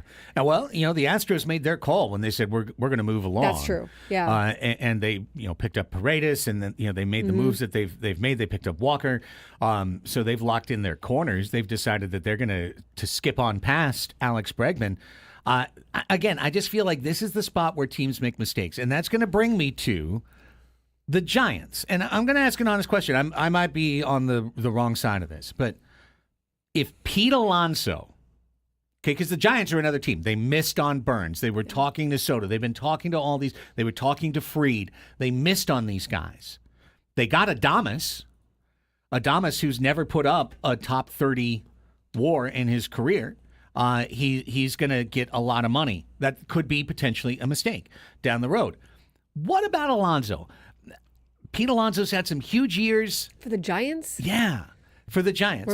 Are we making moves for the Giants? Well, no, I'm looking at these trade rumors. Everybody else is doing stuff except for the Dodgers, except for the Giants and the Padres. We'll do it for the Giants and the Diamondbacks. We'll skip the Dodgers. I mean, I guess They've my made question Maybe is... the Rockies. we can skip the Rockies, too. Although Dinger on a scooter is a pretty cool shirt. That is a great shirt. I could see Pete Alonso doing well with the Giants. Yeah. I don't know. Could you? I guess he can hit it out of anywhere, but It's tough there. I don't think San Francisco's a good place for a right-handed power hitter to eat in their 30s. And that's what you'd be asking Pete Alonso to do. I think it makes, again, more sense for him to go back to his original team where he's got cachet, where he's got a built-in history. Yeah. If he goes across the country and hits 28 homers, for the Giants, he would be getting paid top dollar to do it. And in other words, I'm really just kind of looking at it right now. The Padres have 2/3 to 3/4, depending on how you want to look at it, of a really, really good team, of a potential championship team. And they are missing the rest of the team, and they're going to fill that in one way or another between here and the end of March. It's going to happen. Meanwhile, everyone else in the division has taken at least one step forward, at least one, other than the Rockies. They never will. But at least everyone else has taken at least one step forward. The Angels have taken a lot of steps. If they were in our division, I'd be worried. No, okay. For Pete Alonso, to me, if you're the take that Mets, I statement know seriously. you just signed Juan Soto, but if you're the Mets, I think you try to find a way to bring Pete Alonso back, but you do it maybe on a smaller deal than he would like. But I don't know if he's going to get the big deal that he wants anywhere else necessarily. So you haven't seen like a ton of the long-term contracts besides the Soto one. It's been 2 years, 3 years. Like I think the Mets can make it work, but whether or not they want to after what they've already spent. I just saw the Mets too had a conversation with Tanner Scott, so they're at least exploring the top end of the reliever market. That was in the Will Salmon of the Athletics. So. Yes, many other teams we've seen have been making moves. I haven't seen a lot from the Braves, at least recently. And maybe early on, did they have something? They just lost Charlie Morton to the Orioles. Yeah. Braves free agents. Yeah. So I do think, I thought, there was a lot of talk too after the winter meetings about like Tanner Scott, and possibly going to the Dodgers. And I wonder if that has fizzled out or if they're still just kind of like what you said, they're waiting for these prices, maybe, trying to have a little bit of leverage here with these prices. But on the other side, it looks like Tanner's speaking with other teams as well, and maybe he's getting some leverage of his own. Braves have literally not signed a single player. Yeah, Braves haven't signed offseason. anyone. So, yeah. But they get Acuna back, they get Strider back. Like they've got great players free on the way agent back. pickups in itself. Yeah, no kidding. Yeah. It'd be like two of the biggest in all of baseball if they're back and if they are healthy. Interesting stuff to chat through. One last thought on Tanner Scott. We're going to go to break. Obviously, we need a left fielder. It can't be Tanner. Sure. Maybe he can play mean left field. He's got All a right. really good arm. Don't have to twist my arm. It's a tandem question. You can answer it after the break. Is it going to cost more to sign Tanner Scott than it is to sign Jurickson Profar? Yes. It's going to cost more to sign Tanner Scott, a reliever? You think? One of the best relievers in the game? He is a closer.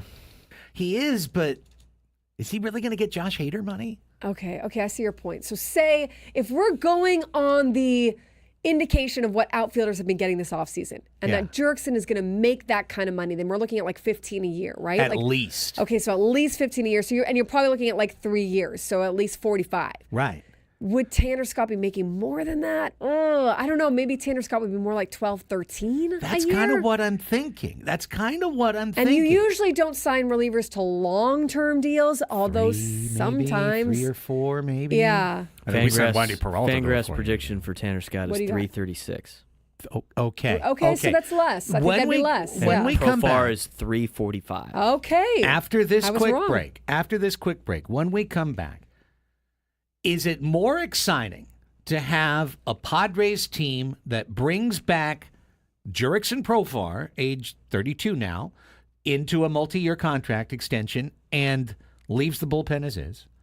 Or to bring Tanner Scott back to create the super bullpen and find a different answer, whatever it is, in left field. Let's discuss that on the other side of this break. Plus, I thought a former guest on our show had a great, succinct, sub 1 minute elevator pitch that the Padres could still make to Roki Sasaki that would be compelling.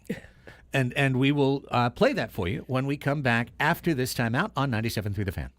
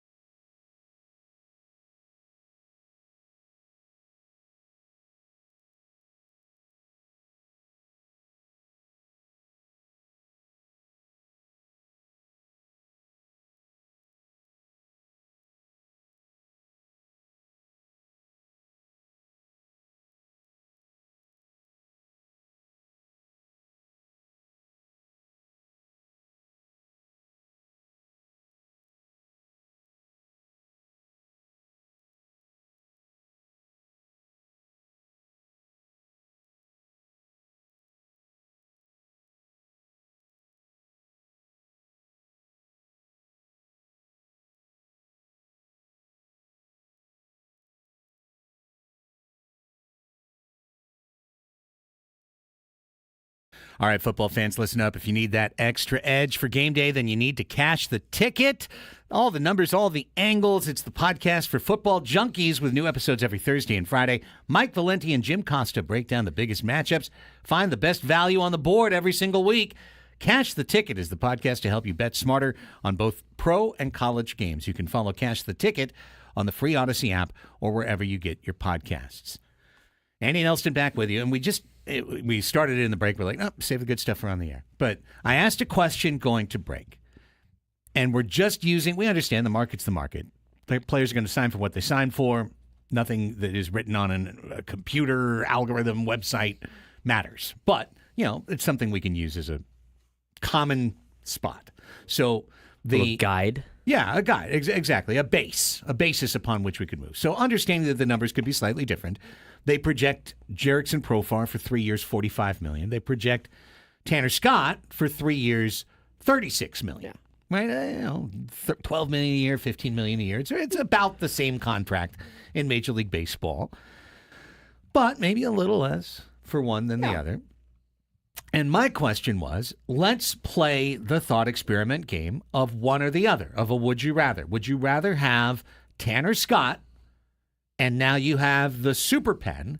You've got Estrada and Adam and Scott and Suarez going into the season. That's pretty good. But you've got nobody in left field. You've got Terso or Nellis in left field until you find something better. Maybe you find something on the market. Maybe you make a trade.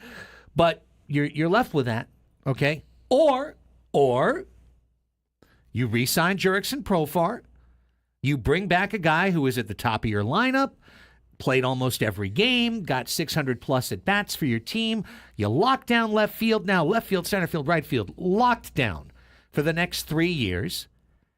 And your bullpen still has Adam, still has Suarez, still has Estrada, still has Yuki and the rest of the guys. On one side, you take a strength of your team and you make it into a super strength. On the other side, you have a more balanced team that has a better offense and still has a pretty good bullpen. Which side of that would you take? Well, I heard Braden's argument in the break, which he'll make for all you guys, which I think is a good one, and I think Craig, you've got a good one there too. But I'm gonna ride with Jerickson here. Okay, I'm gonna ride with Jerickson. Sure. I know everyone is rolling their eyes and laughing at me, but no, I really think. Look, for Jerickson, like, you've got someone in the clubhouse too, who is just such a force in terms of it being a long, long season. And when you have a guy like Jerickson, what he does on and off the field ends up being of extreme value to you, especially if you're on the bubble of trying to make a playoff or trying to get your team over the hump or just trying to get the team to be mentally sometimes where it needs to be. I have seen this guy in the clubhouse. Not that Tanner Scott isn't, but I just think Jerickson has an ability sometimes, and it's not just the off the field. You'd obviously want the season that he had or close to it that he had last year, but I think there's a lot of impact he can make in both places, and the pen is still pretty good with what you talked about. Yeah. However, whoever gets Tanner Scott is going to be a lucky team. And by the way, if you did sign Tanner Scott and go with that scenario, you'd still have what was the numbers? 15 or 36. 36, yeah. Okay, so you still have almost like $10 million that you get to go out now and put toward another player on a Padres team that needs some holes to be filled. Right. So you make out pretty well if you keep Tanner Scott. What do you think, Braden? I think Tanner Scott's the way to go because of a couple of things. I mean, you start looking at the factors of what the Padres have to compete with in their own division for the next decade plus is Shohei Ohtani and company. We have seen that Tanner Scott did very well against Shohei Ohtani. Now, still relatively a small sample size, but you got to kind of go after some of their, you got to counter some of their programming up there with your own, and Tanner Scott really fits that mold. That's point number one. Point number two, it's a little bit younger, but not too much of Jerickson. But as a relief pitcher, he has way more value. Because if you do sign this guy to a short-term, long-term, whatever type of deal, and he gets good money, and he gets almost closer-level money, he's still going to be valuable at any trade deadline if things go south. Right. And even if he Very doesn't even valuable. play that well, right? Like, even if he doesn't pitch that way, if he pitches like to an average bullpen piece, how many times do we see just random bullpen arms get shipped off? That's Right? usually I mean, the most Yankees, needed at the trade Yankees deadline. took Enyo de los Santos, right? And they ended up having to DFA him, but like he got traded at the deadline because teams need bullpen arms, and Tanner Scott will always be one of the best arms. So you really have an insurance policy on him in general when it comes to his contract will always be able to get moved. So that's number 2. And number 3, when you're not spending a lot of money because you've already spent it, or you're just a franchise that doesn't have a lot of resources to spend. The Padres have already spent a lot of money, so it's not like they have a lot left over to spend. What do teams do to be competitive? They load up on bullpen arms because the bullpen is a lot cheaper than starting pitching. It's a lot cheaper than, position players. And so what those teams do, they're usually low market or small market teams, is they build up their bullpen and go, we're going to win a 4 or 5 inning game. Yeah. Yep. And then we're going to close the door, and this is our way of winning. If we don't win the 4 or 5 inning game, we lose, whatever, but this is how we're going to win and compete. The Padres did that. And the Padres did that for years. Yeah. I mean, the Padres bullpen, the Padres with closer worse was offenses than the one they have right now. and the offense they have now is pretty good. Yes, But agreed. you have, it was almost every closer for the Padres was an all-star every single year. Now, we had to have an all-star, but at the same time, it just seemed like that was the case. So, to me, all 3 of the points that I made, it just seems more valuable. There's more opportunities to get rid of the contract if you get into a jam, and you can never have too many arms. And the fact that the guy is a lefty and has done well against your nemesis's best player, I think that adds to it. So I would be all in on Tanner Scott. If that means Jurickson's gone, then so be it. I just think you get more value out of him in the term of his contract than you would with Jurickson. I would like to keep both. I would love to keep both. I'd love to keep both, Absolutely. too. I would not love to keep both if it meant we had to trade, 3 guys. No. Right, off the team. But in an ideal world, the team is better with both Profar and Scott. But in the would you rather, the thing that kicks me over to Scott's side of it, it's a multitude of factors. Just I think Braden made a very salient point in terms of 1 year later. Imagine medium performance. Who's more valuable as an asset to flip? The answer is clearly Tanner Scott. And you're not going to have unless to he's eat, hurt. And you're not going to have to eat any money on that. Right. Teams will take that. I mean, because Right. relief pitching contracts are so minuscule in this day and age. I mean, look at what everybody else, like Patrick Sandoval's getting, right? He's going with $20 million a year. I'd rather have Tanner Scott for 13, 15, whatever it is. That brings me to the other point, which is looking at the holistic viewpoint. Padres right now have Matt Waldron as their 4, Randy Vasquez as their 5 in the rotation. We'd love to see the Padres get another starting pitcher. If They need one. They need one. But if they don't trade for one, then they've got to invent one. Yes. They're going to have to create Adrian Morejon as a starter. Johnny or Brito. Or Brito or Hoeing or someone Kolek. along the line. Kolek. Absolutely. It could be Kolek. You never know. It could be Kolek. But the thing is, if you're doing that and you've got a super pen Yes.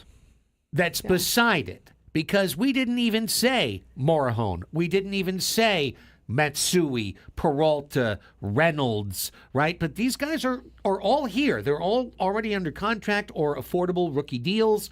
They're all here. They're all part of the story for the Padres bullpen in 2025. So if I've got a super strength on my team, an actual superpower, that's something that's going to play through the course of the year. That's going to make us competitive. And you said Corbin Carroll, Josh Naylor, Shohei Ohtani, Tommy Edman. Like we can go through the list of all the left-handed batters in the division that you're going to have to take down in order to win enough games to make the playoffs.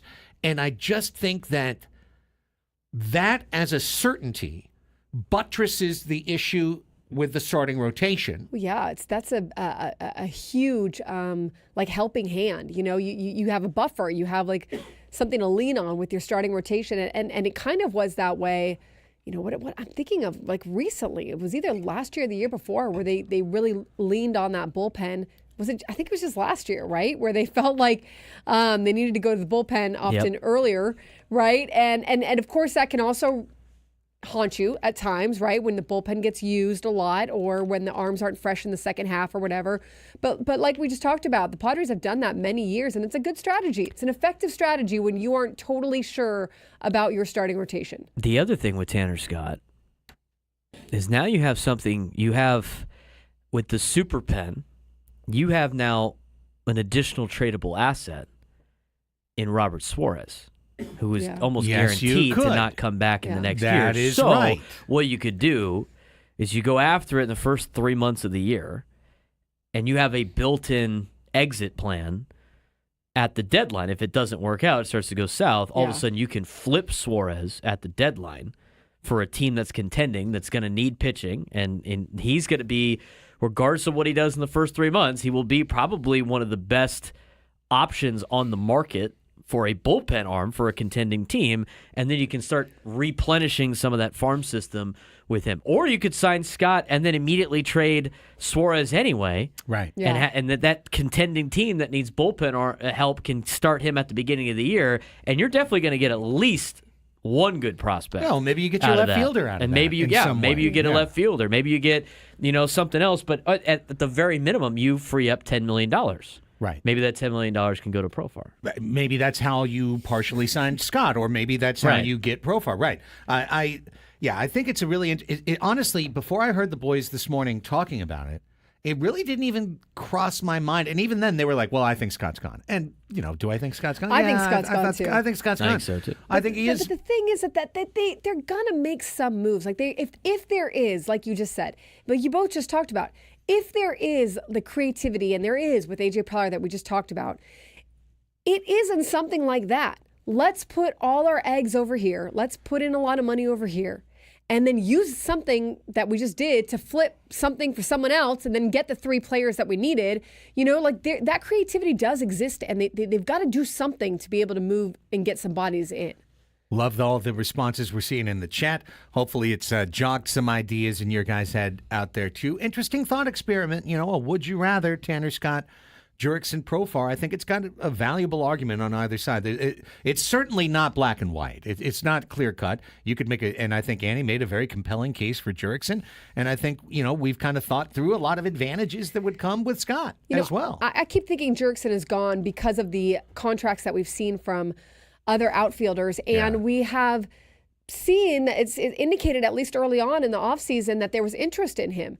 I'm kind of surprised that he hasn't been signed yet. And I do wonder if maybe there is a reach for years or a reach for money or, something that is prohibiting that. Or it's like you just said, teams are just waiting. Like, they're kind of getting their ducks in a row and he's on the radar. And then they're kind of just deciding, okay, we want to put money very much in that direction. But I am a little bit surprised. And if I'm Jurickson, I know I don't want to go through what I went through a few years ago with the Rockies. I feel like if there is something to be worked out, if there is like a deferral of money or a, backloading of the contract or a, we'll give you more years but less average annual or whatever, I think it could happen with him, but I still just, with all the stuff that we've been hearing, I still just think that he's probably gone too. All right, before we go to break, I want to play this, and it takes less than a minute.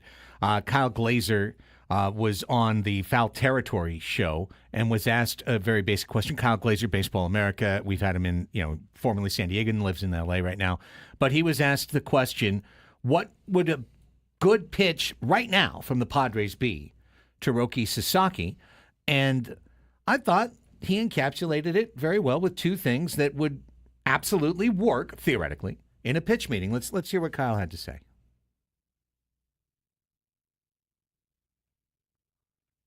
Like the Dodgers, first and foremost would be quality of living. I'm from San Diego. I live in Los Angeles now. I love both places, but look, San Diego is a nicer place to live than Los Angeles. A lot less traffic, a lot less people, a lot less of the unsavory aspects. Number one, you're going to get a higher quality of life living in San Diego. And the second part of the pitch the Padres can and should make is that Roki Sasaki, if he comes to San Diego, has a chance to elevate the Padres to a place they've never been before. The Dodgers are already the reigning World Series champions. They have a lot of World Series titles in their history. The Padres are a competitive team that's made the playoffs 3 out of the last 5 years and has won a playoff series 3 of the last 5 years, but they've never won a World Series. If Roki Sasaki comes to San Diego and elevates them to a World Series champion, he will have helped do something no one else has ever done before. He will truly be a history maker. I think that, above all else, is the pitch the Padres can and should make to Roki Sasaki.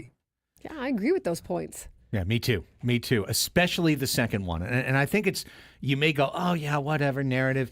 And it depends on the individual athlete's style. If you're Kevin Durant, you just go to where the best team is and you try to chase that ring, and you get the ring with the Warriors. Okay, that's one way to look at it. But if Pedro Martinez, back in the day, if Pedro Martinez had signed with the New York Yankees, which he could have done, he would have been one of the great pitchers in Yankees history on his way to the Hall of Fame.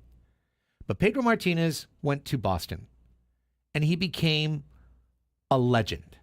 He became an indelible part of the lore of a great sports city that his grandchildren's grandchildren will still be recognized for what Pedro Martinez did for the city of Boston, whereas for New York, he would have just been on the list with Catfish Hunter and Ron Guidry and Garrett Cole and everybody else. In Boston, he's a legend. And that is true for Roki Sasaki. If he's the 5th starter on a Dodgers championship team, that's all he's going to be. If he is a starter on a Padres championship team, he is a living legend. I don't know that it's all that he's going to be in LA. Especially if he is, he might be what he is, the 4th or 5th starter to start. And then he kind of moves into a bigger role, inside of that starting rotation. I think that's what he is looking at. Like, I think that I don't think he minds. I think he understands the fact he needs to develop more, and that he is not a finished product. And you could also look at it like LA or Boston or New York has a chance to elevate me even more, So I don't know that that's all he can be. I know in San Diego he could be great and he could be a king of the, whatever status. I don't know where I was going with that. Like he can run this town, I don't know if he can run this town. I don't know if he wants to run it or own it, but I think he could be great and achieve the status that he's hoping to achieve, which I think is greatness. And so I think that he can get to that point, but I don't know that he can't not get to that point with other teams as well, as what I think I'm trying to say. Sure. 20 people are going to make great pitches. I just think it's one that actually fits here because, sure, he would also elevate Cleveland or sure, he would also elevate Tampa Bay. But the difference is the Padres have this team right here. Tatis and Merrill and Machado. Yeah, you have a playoff team, a team that, Cleveland it kind of does too. But I'm like, do they have the star power? Do they have you and King and Tatis and Manny and Xander? There's a lot here. Here, and there's the chance to become truly legendary. Yeah, I agree with that. I think it's a decent pitch. Good job, Kyle. Let's see if the Padres used that. Maybe we'll find out a couple weeks from now. Who knows? He's part of their meeting. Yeah. Well, I don't know. Probably not. Here's what I do know. We're going to take a quick time out, and we're back with all the news you need to know on the 12 o'clock Sports Fix right after this on Annie and Elsten.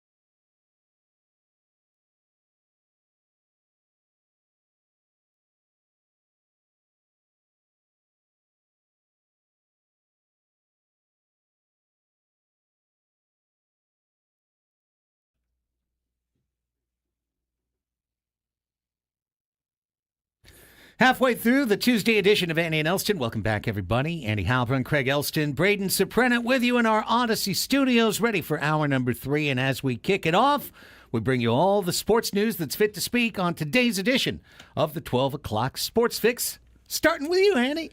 Let's start with the Sacramento A's.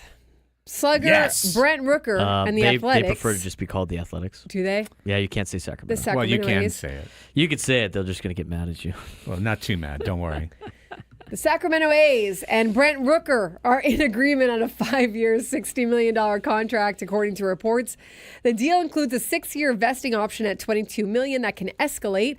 Another big money deal for the A's as they finally decide to spend, which is a slap in the face to Oakland, by the way. But anyways, the extension with the A's will pay him $30 million over the first 3 seasons, which would have been his arbitration years. Rooker, who is an old friend, 30, has been a late bloomer, but he has thrived with the A's. They turned down opportunities to trade him, and instead they extended him. Right-hander Michael Lorenzen and the Kansas City Royals are in agreement on a 1-year, $7 million contract. The deal for Lorenzen, who is 33, includes a 2nd-year mutual option for $12 million. The Cincinnati Reds finalized a deal to acquire infielder Gavin Lux from the Los Angeles Dodgers. The Dodgers receive a competitive balance round A pick, that's around number 37, and outfield prospect Mike Sirota for Lux. The move comes days after the Dodgers picked up infielder Hae-Sung Kim from the KBO. According to Dennis Lin, the Padres are adding former major leaguers Nick Punto and Robbie Hammock to their coaching staff. The roles are TBA. Ryan Barba, who was Mike Schultz's field coordinator last season, recently left the organization to join the Cardinals. Done. I enjoy the law firm of Punto and Hammock. Yes, That's right. I do too. And or appearing on USA Blue Sky Tuesday nights after Rizzoli and Isles. Punto and Hammock. Starring Tom Punto and Selleck. Hammock. Getting the violence off the streets. They solve crimes in a pinch. Yes. Here's Braden. Got some NFL and college news for you. Start with the National Football League as a lot of changes are going on in organizations. Jerry Jones' time frame on whether to keep Mike McCarthy as Dallas Cowboys coach could be affected by the Chicago Bears. Multiple sources said the Bears have sought permission to speak with McCarthy regarding their head coaching vacancy. A source told ESPN's Adam Schefter that the Cowboys have yet to respond to the request. McCarthy's contract expires Wednesday, but the Cowboys hold exclusive negotiating rights through January 14th.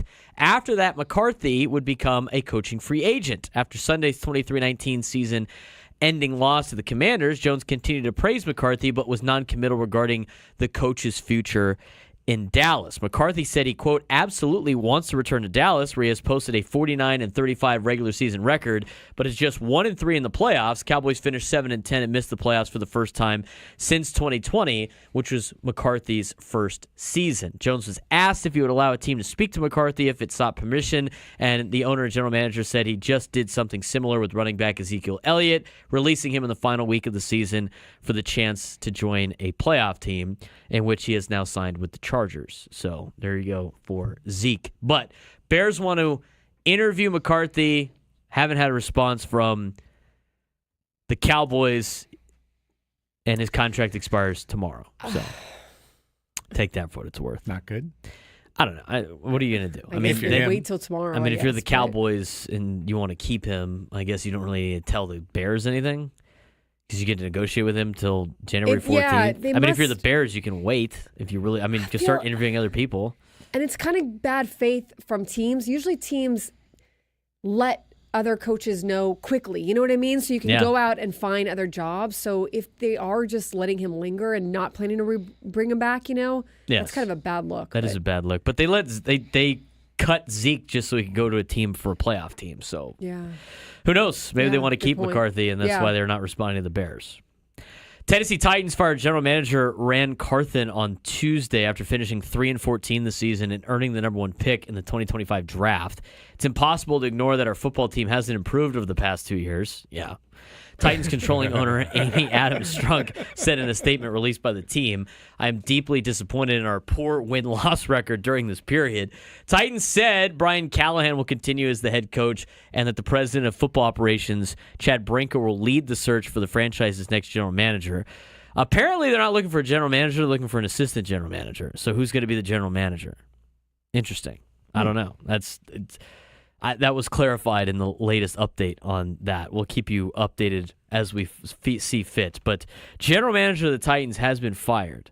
They're looking for an assistant GM. Does that mean the president's going to run the team? They're keeping the head coach after they probably shouldn't have fired Vrabel and have had years of just giving away all the best talent to all the teams that are currently contending in the playoffs. A.J. Brown, Derrick Henry, everything but a quarterback. Titans were in the AFC Championship game not too long ago, and they have just hit rock bottom. Yeah.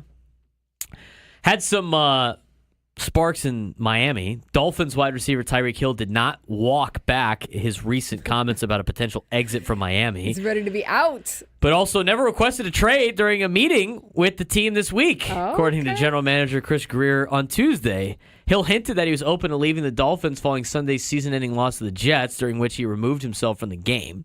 Dolphins coach Mike McDaniel dismissed Hill's actions as emotional after the game, but commented further on the matter during Tuesday's news conference. We met for, I want to say, an hour yesterday, McDaniel said. I think I was very direct with him. He was very honest, and it was great terms that we were discussed multiple things, including without wavering that it's not acceptable to leave the game and it won't be tolerated in the future. It was tolerated this time. He embraced accountability, and I wouldn't say there was anything necessarily to fix as much as we had to clear the air in a rough and tumultuous situation. So apparently Hills, I don't know, they said it was fine, but didn't request a trade. Who knows how that's going to transpire. College news for you. Ross Dellinger reporting the Mountain West is expected to soon announce the addition of Northern Illinois in football only. I had heard that. Yeah, okay. Sources tell Yahoo Sports deal has been finalized. Brett McMurphy previously reported the move during our 2 weeks off. And that's team number 8. Correct. So that would make So them now they're a real set. grown-up conference. Okay. Yes, because you needed it for football. They added like Grand Canyon and basketball only, and they added somebody else. Gonzaga basketball only. No, Gonzaga's in the Pac-12. Oh, Pac-12. I'm sorry. Mountain This West. is the Mountain West. The Mountain West is set. Pac-12 still needs some teams. Oh, my gosh. I actually did get that mixed up in my head. I thought the Pac-12 guys. No, the Mountain West Mountain beat West. the Pac-12 to the punch? Yes. So the Mountain West will now have... So now we get someone less than Northern Illinois? Yes.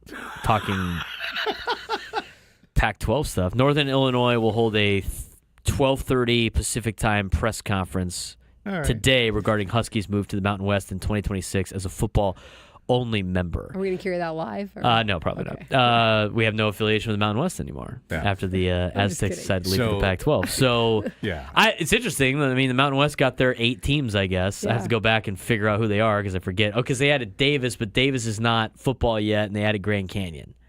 Also not football yet. But they added Hawaii full-time, which counts as the football school. I think they have 8 with Northern Illinois. Nothing like seeing Northern Illinois and Hawaii play in a conference game. Well, because that makes sense. Is it the mountainous part of Illinois, Northern Illinois? I don't know. I've been It's not the west part, so is it mountain? I saw something from the Sickos Committee on College Football that pointed out all the little mountains around Northern Illinois, saying it justifies the Mountain West part. But that's what I wanted. Northern Illinois is now part of the Mountain West Conference in just football, which is interesting to me. Is the MAC going to let them keep all their other teams in their conference if they took football away? If I'm the MAC, I'd be like, see ya. Yeah. Go find somewhere else to play. That's a great call. So there you go. I'm done. All right. Pac-12, got some work to do. Who are you going to get? San Diego Wave FC made it official this morning. They have signed Jonas Eidevall as the club's second full-time head coach. Eidevall comes from Arsenal Women in England, where he led the Lady Gunners to a record of 80 wins, 18 losses, 22 draws, back-to-back FA Women's Cup League titles in 2023-24, as well as top 3 finishes 3 years in a row, 22, 23, and 24, in the Women's Super League. Eidevall, second full-time head coach. Of course, it was Casey Stoney. She was let go early in Season 2. They had 2 interim head coaches, Paul Buckle and Landon Donovan. Now, Eidevall has been made official. The Wave are offering a season ticket package / meet and greet, which you can find on their website if you're interested. STFC will be practicing 6 days from now. Oh, wow. 6 days from It's happening. now, San Diego FC is going to be on a pitch, on a training facility, on the training ground, getting their kicks in. So players are now coming fast. And today they announced the signing of Argentine defender Franco Negri to a 1-year contract, club option for 2026 as well. Negri played the last 2 seasons for Inter Miami, had 25 starts, couple of goals, 3 assists, but he is another veteran being added to this team. They are building their roster. We're hearing about a Ukrainian forward that they're going to sign soon as their right wing to be opposite Chucky Lozano. So a lot of things are happening. We'll have a lot more on the club over the course of the week. The Major Arena Soccer League has been in the process of electing all-stars for the first time in league history, that they're having a tried-and-true all-star game. This is the league that the San Diego Sockers play in. 3 Sockers have been named to the all-star game. Luis Morales is one. Gabriel Costa and Cesar Cerda will also be going to Utica, New York for the February 12th MASL all-star game. They just had voting over the course of the last 5 days for 4 more roster spots. There were 3 potential Sockers up for those spots. None of them got them. Nilton De Andrade, Leo Acosta, Juan Oliva, and William Bonahene are the players who got selected by MASL fans. There are still 2 more commissioners' picks to come, so maybe 2 more chances for a Sockers player to get selected. Sockers play this weekend on the road. Over to the NBA, Zion Williamson is back for now. The Pelicans announced Williamson will return to the court today for the Pelicans game against the Minnesota Timberwolves. Zion has missed the last 27 games with a hamstring strain. I'll do it. He's played 6 games this year. 6. Strains can be tricky. Also, I picked him in the 4th round of my fantasy league, but he'll be making his 7th appearance for my fantasy league today as well. Lucky number 7. Potentially. Yesterday on the hard courts, the LA Clippers dropped a 108-106 decision to the Minnesota Timberwolves. The Sacramento Kings are playing a little bit better under new interim coach Doug Christie. They took down the Miami Heat, who of course don't want to play with Jimmy Butler and the whole thing, 123-118. So in a battle of drama v. drama, Sacramento's drama was a little less dramatic than Miami, and they got the win. Tonight, it's a very reasonable night on the NBA hard courts with 7 games, including the Lakers playing at the Dallas Mavericks. Mavericks are without Luka Doncic right now. He's got a lower body injury. The Boston Celtics and Denver Nuggets will meet up in what I would say is the best game of the night at 7 o'clock our time. Flipping over to the NHL, last night there were only 4 games. Buffalo beat Washington, Montreal over Vancouver, Colorado took down Florida, and New Jersey beat Seattle. Tonight, much more robust with 10 games to be played in the NHL, including the Anaheim Ducks. Doing a lot better than you might have thought. 17, 18, and 4. Now, nice. They're right around 500. They've been on an uptick. Ducks will host the Calgary Flames, and I've been scanning, and I don't see any hockey club from Utah listed, so I assume they have been reduced. They've just folded. Yeah, I assume that team was just contracted because I don't see their names. So. The Ducks actually had a pretty good last couple of weeks. Yeah, surprisingly, they've gotten a lot. Hot. They've gotten a lot better. I mean, they went up to Winnipeg and got a win.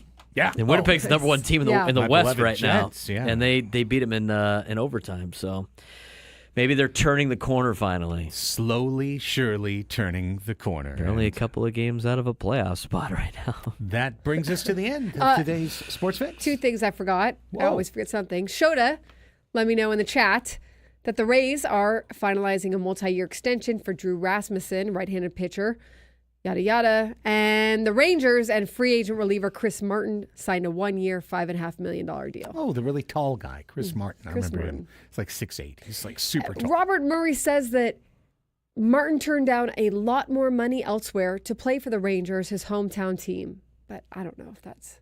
I don't know what a lot more money is. I don't know what other teams maybe were interested. I'm not sure. Yeah, the Mets offered $100 million, but Chris Martin said, nope, I'm playing for the Rangers, He's baby. staying in Texas. Yeah.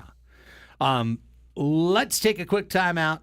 Hope you enjoyed the 12 o'clock Sports Fix. We do this every day at the midpoint of the show, give you a quick news update on everything happening in the world of sports above and beyond the talk radio topics.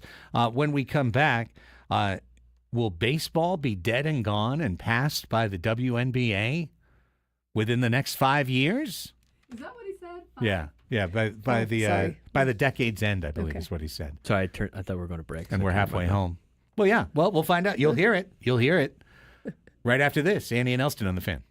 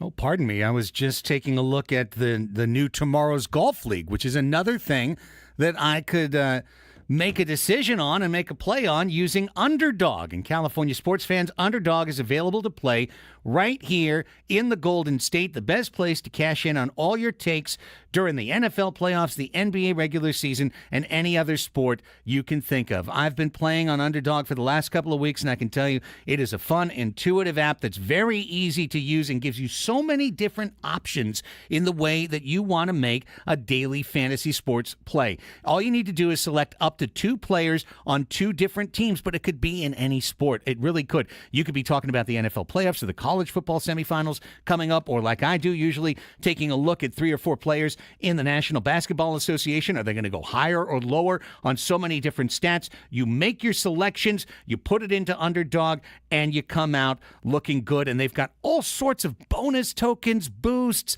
safeties if you've lost a pick to recoup your earnings. There's so many different things. Check it out. Underdog is the best place to play Pick'em. Download the app, sign up with the promo code Craig, C-R-A-I-G. Use my name and deposit now, and you'll get up to $1,000 in bonus cash instantly. That's promo code Craig. Must be 18 plus and present in a state where Underdog Fantasy operates. Terms apply. Concerned with your play? Call 1-800-GAMBLER or visit www.ncpgambling.org.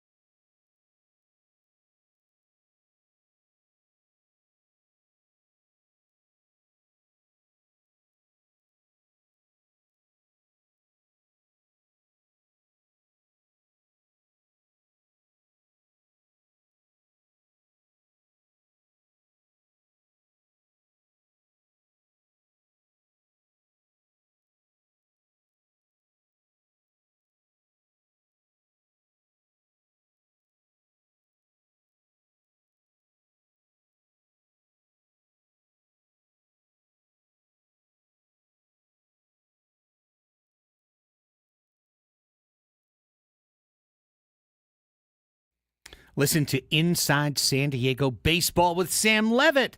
Wednesdays, 7 to 9 p.m. right here on 97.3 The Fan and on our YouTube page. Sam will talk all things Padres baseball. Keep you up to date on the latest hot stove rumors. Check it out. You can do it. Inside San Diego Baseball with Sammy Lev. Craig and Annie and Braden back with you on the Annie and Elsten show. We will be playing Fast Money in our next segment. Back to the silly games, back to the grind. Speaking of silly games. Yes. So we do like a family game night every year?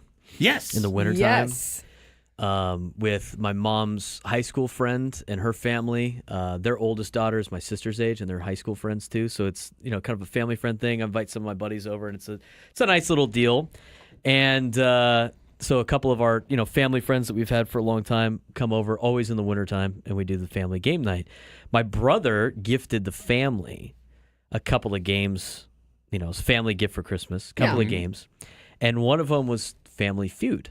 But it was late night Family Feud. And I was like, Matt, what do you think these are going to be? And he was like, oh.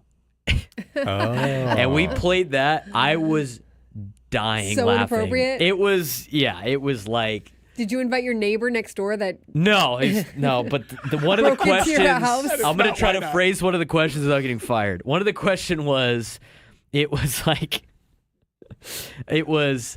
use, name a appliance that describes your, quote, moves in the bedroom. Oh, wow. One of the answers on there was a slow cooker. Oh. The smoker. I was like, that was like answer number 7 out of like 8, and I was like, I should probably grab some of these cards and throw them into the game. I was just wondering. Oh, it was, and some of the answers. I guess it's probably better than being like an immersion blender or something. But like the thing is, it's like so it's. Well, I mean, I don't know. I'm just saying, some of the immersion. questions on there, I true. was sitting there going like, this would be great for Craig and Annie to surprise him with one of these. just all Oh of a my sudden god! out of nowhere, we just fall apart. Right. I was. if we didn't know it was coming.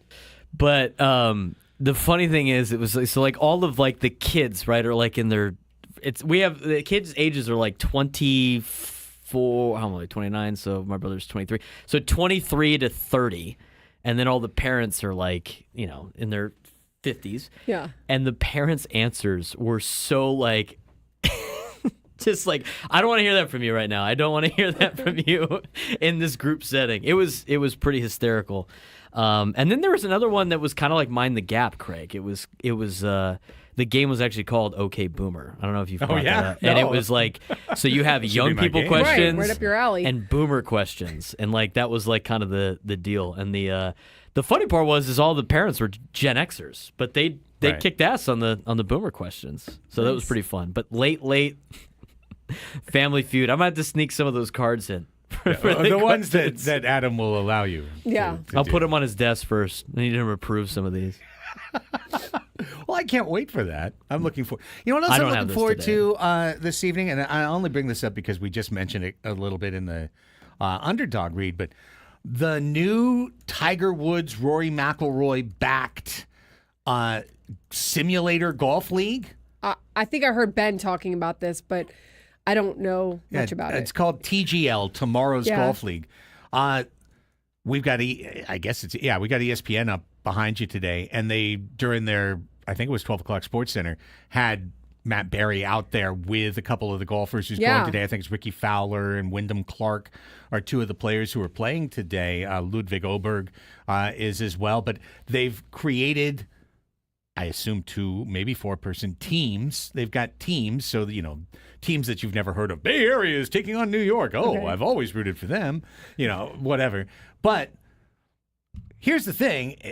It looks really cool. When I was watching them go through the actual stadium that they've created, and they've created a stadium. It's a simulator. Yes, but Okay. it's like a super simulator. Like, do you have on like VR glasses, or are you just like standing there? No. There's like a giant screen, looks like an IMAX movie Oh, okay, in like okay, at a okay. stadium arena, and then they have like the short game Correct. out there. So Correct. like Okay. you do the drives on the simulator, and then it looks like they do the short game Yeah. live. So, in so person. like Myers. just like you do at the golf bar or any of those other yeah, places it's like I do at the that. golf bar, yes. Well, You never like been to the this- golf bar? You never been to the golf bar? I've golf never been bar? to the golf bar. You never been to the but golf it's bar? actually pretty cool. It's pretty cool. Craig, you've never been to the golf No, bar? it's just not in my area.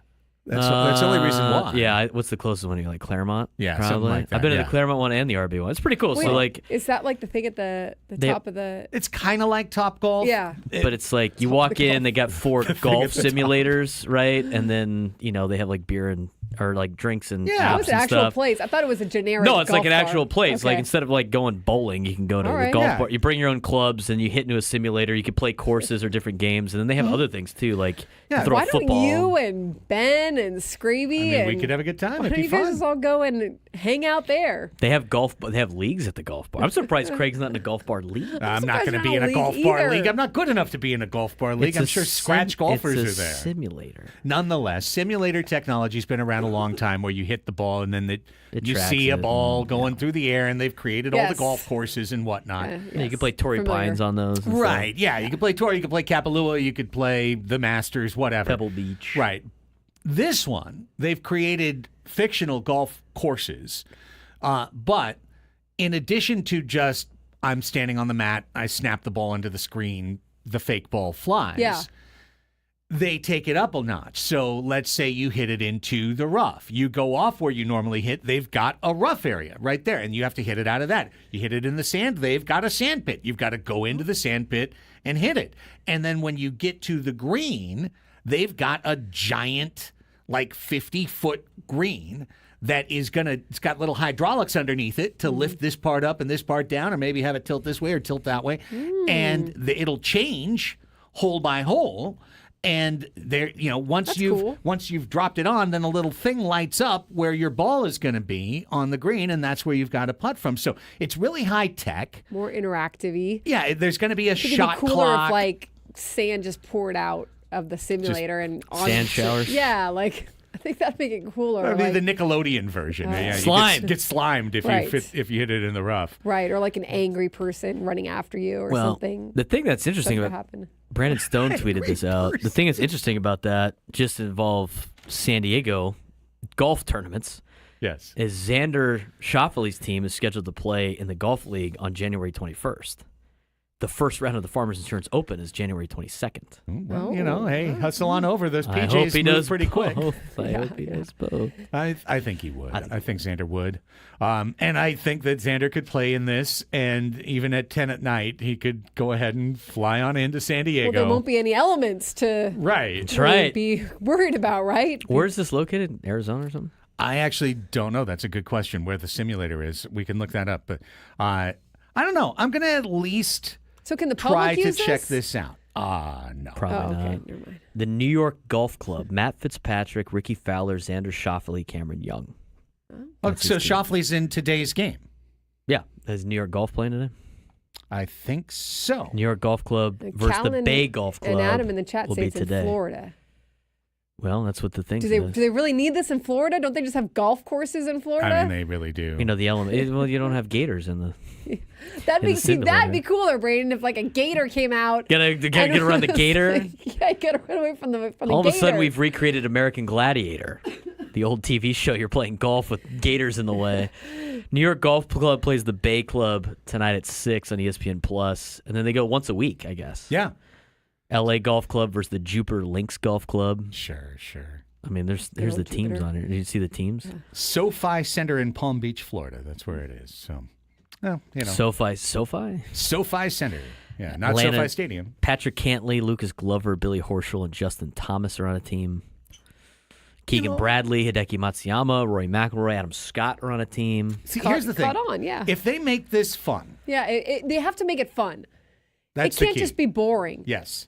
It can't just be dry. It can't just be boring. I would literally love it if they were pouring pints for these guys during the match. And spilling some stories or something, right? right. Exactly. Miking them like- up, Yeah. talking some smack. Mic them up, just like you would do at Topgolf, put Yeah. a plate of wings and a pitcher of beer over Yeah. here. Like, I and need to see more than you hitting the simulator. Let's man. create. Yeah. What is it? The 16th at WM. Yeah. Let's create that with this. That would be I so mean, fun. it looks like. I mean, it's like a smaller version of it. There's Yeah. people seeing it, but like crank the crowd up and do different. It'd be entertaining. Well, let's see if they succeed. I'm going to at least check it out as a But as a how golf do you fan. like? Is it's on TV? Yeah, or it's like, on ESPN. okay, On okay. ESPN Plus Oh. today. ESPN and ESPN Plus. It's going to be on ESPN the whole time. And they go from January 7th through March 24th when they have the Wow. championships. So that's probably why it's once a week. Yeah, They're going to do it on, what's today, Tuesday? yeah. So they're going to do it on Tuesdays, and then they're going to play in their golf tournaments on the weekends. Yeah, that makes sense. Right. Yeah. That gives you a day to move over. And the only reason why it's a day ahead of the Farmers is because the Farmers does the whole Wednesday through Saturday. Right, because they're against the playoffs. Correct. They're against the AFC, the championship games? I think so. That's what it is. I think so. Yeah, ESPN every Tuesday at 6 o'clock for the next 3 months. And if you miss it this week, maybe you catch it next week. But I'm curious to see, because if it's dry, Yes. it'll be done in Yeah, in if it's 3 just months. like, oh, here we go, we're playing a game of golf like we typically are, and it's kind of serious, and there's not a whole lot of fun, or if it's too forced. They got to make it like, what's that, the Netflix show? Drive to Survive. Oh, wait, Full Swing. Full Swing, where like you get to like actually know Yeah. these guys, Yeah. right? And let them just, they have to like really show their personalities, otherwise it won't work. Here's another thing they could make it like. They could make it like darts. Like Right. crazy laser lights, people going absolutely nuts. That is a place that has the pitcher of beer right there on the corner. Like, have some crazy announcers screaming. Like, just something. Yeah. Something to just rev it up. Yeah. Rev it up. Like, give it some spark. Need Make it some completely spice. different. And if you did that, it might actually catch on. It might be cool. All right, let's take a time out. Yep, good time to do it. When we come back, it is time to play our first silly game of 2025. And seeing as we got 4 shows left, we got 1 game per day from here through Friday. Today, it is Fast Money, the bonus round from the very popular Family Feud game show, where you're going to be trying to pick the most popular answers that were given by a recent Annie and Elsten studio audience. And if you can beat or tie either Annie or I, you'll be qualified for a chance to win our grand prize drawing at the end of the month for a trip to Las Vegas to see Scorpions on March 6th, plus a 2-night stay at Planet Hollywood and a $100 gas card. Scorpions return with their 60 years of the Scorpions Las Vegas residency show live February 27th to March 11th at PH Live at Planet Hollywood Resort and Casino. Tickets on sale now at Ticketmaster.com. But let's open up the phone lines. Oh, I don't have a jingle bell. Well, we've moved past the jingle bell. Yeah, don't do that. No, He tried to shake his water bottle. didn't work. So it's 2025, work. man. Like, gotta I need be better. a little. He draws the foul. That's fine. That's a foul. First foul of the year. foul. Hand up. 833-288-0973. 833-288-0973. I guess the phones still work even if I don't jingle the bell. Can't you guys get a little like soundery thing? We could get a little soundery thing. Yeah, you pick the sound. Okay. We'll play it. Ding, ding, ding. Yeah, there you go. 833-288-0973. Call now. We will get you screened up during the break. We'll pick a contestant. 833-288-0973. We place Fast Money right after this on Annie and Elsten.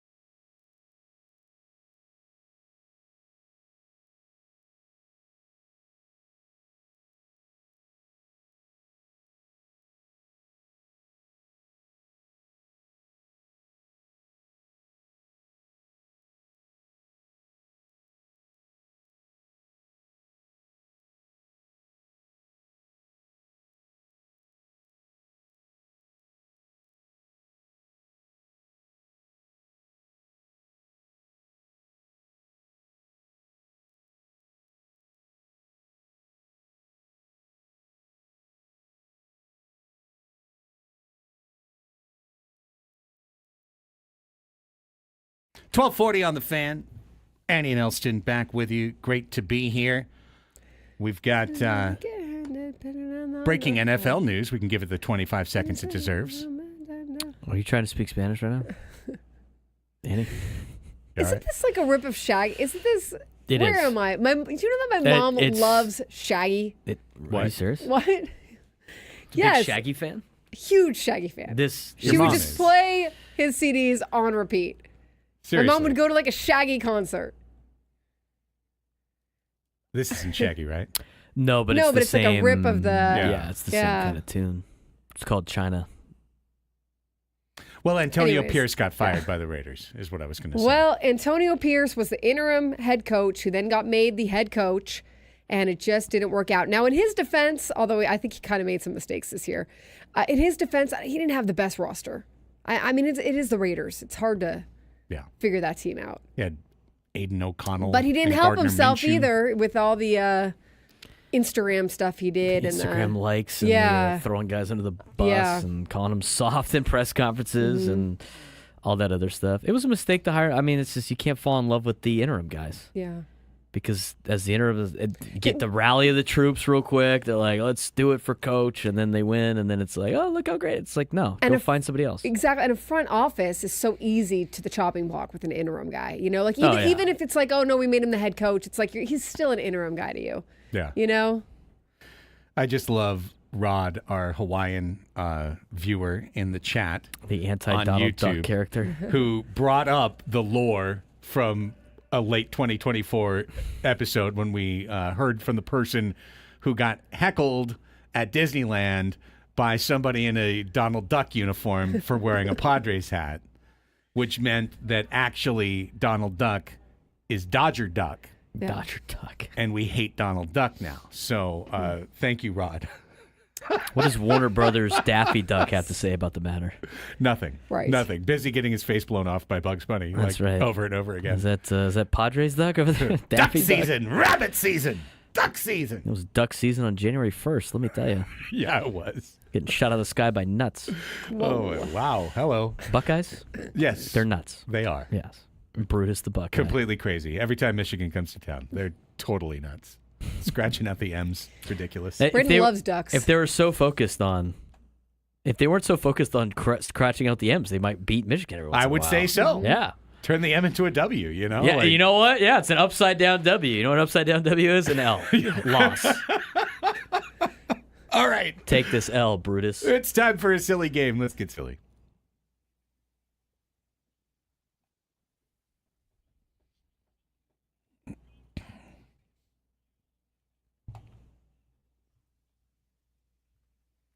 Here we go. First silly game of 2025. It's Fast Money.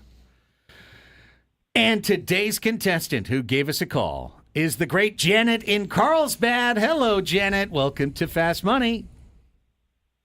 Hello, you three. How are you? Good, but better now that you're here, Janet. Appreciate you calling in. Happy New Year. Tell everybody again a little bit about yourself. Well, live in the North County, walk the beaches regular, and have a season ticket Padre holder. Nice. That's a great trio. Awesome. Love it. Hey, Janet, do you Yes. ever want to call it Carl's Good and not Carl's Bad? Like my uncle does. Carl's good. I like that. I hadn't heard that before. It's actually I may Braden's. have to change Yeah, that. no, thanks. Yeah, I'm just stealing that. Unless it's a cloudy day, Janet, then it's Carl's mid. Carl's mid.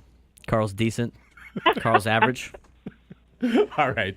Let's It's play always good. It's always, yeah, Carl's pretty much good. always good. We feel you. All right. Today we're playing Fast Money, Janet. Very simple, very straightforward. Here's how it works. It's going to start with one binary decision for yourself. You'll either choose to play Craig or play Annie. That host will then leave the studio. Then our resident Ray Combs, Braden Suprenant, has polled a recent Annie and Elsten studio audience and gotten their most popular answers to 5 questions. He will read you those 5 questions. You'll be looking for the number 1 answer. When you're done, the host you've picked will return, not knowing the answers that you've given, but being unable to repeat any of the ones that you gave. It's the advantage built into the game. When we're done, We'll add up all the scores, and if you win, you are qualified for the end of the month grand prize drawing to head to Vegas March 6th to see Scorpions, a 2-night stay at Planet Hollywood, and a $100 gas card. All sound good? Sounds great. Who would you like to play? I think I want to play Craig. All right. Okay. Alrighty. All right. Starting the new year off with a Craig matchup. Here you go. I'll All give right. you the Oh, wow. scoreboard. You ready for it? Okay. All great. ready, and I'll see you in a minute. Janet from Carl's Good, I feel like is going to be a worthy opponent. I think you're right. Yes. Carl's good. Nice. All right. Got a minute to answer these 5 questions. If you need to pass for any reason, you can say pass, and we'll move on to it if we have time at the end. Clock will start after I ask you question number 1. Name a cable TV channel that starts with a C. Comcast. Comcast. Okay. All right. Name a car that has an animal's name. Oh, boy. Wow. Pass. Name a college known for its great basketball team. San Diego State. All right. Name a color in the rainbow. Red. All right. Which U.S. president would you say has the most streets named after him? Washington. You name me a car that has an animal's name. Cougar. Oh. All right. All set. We can now bring in Craig. back in. Oh, boy. No, it's good, Jen. These were interesting ones today. Not sure how they're going to pan out. All right.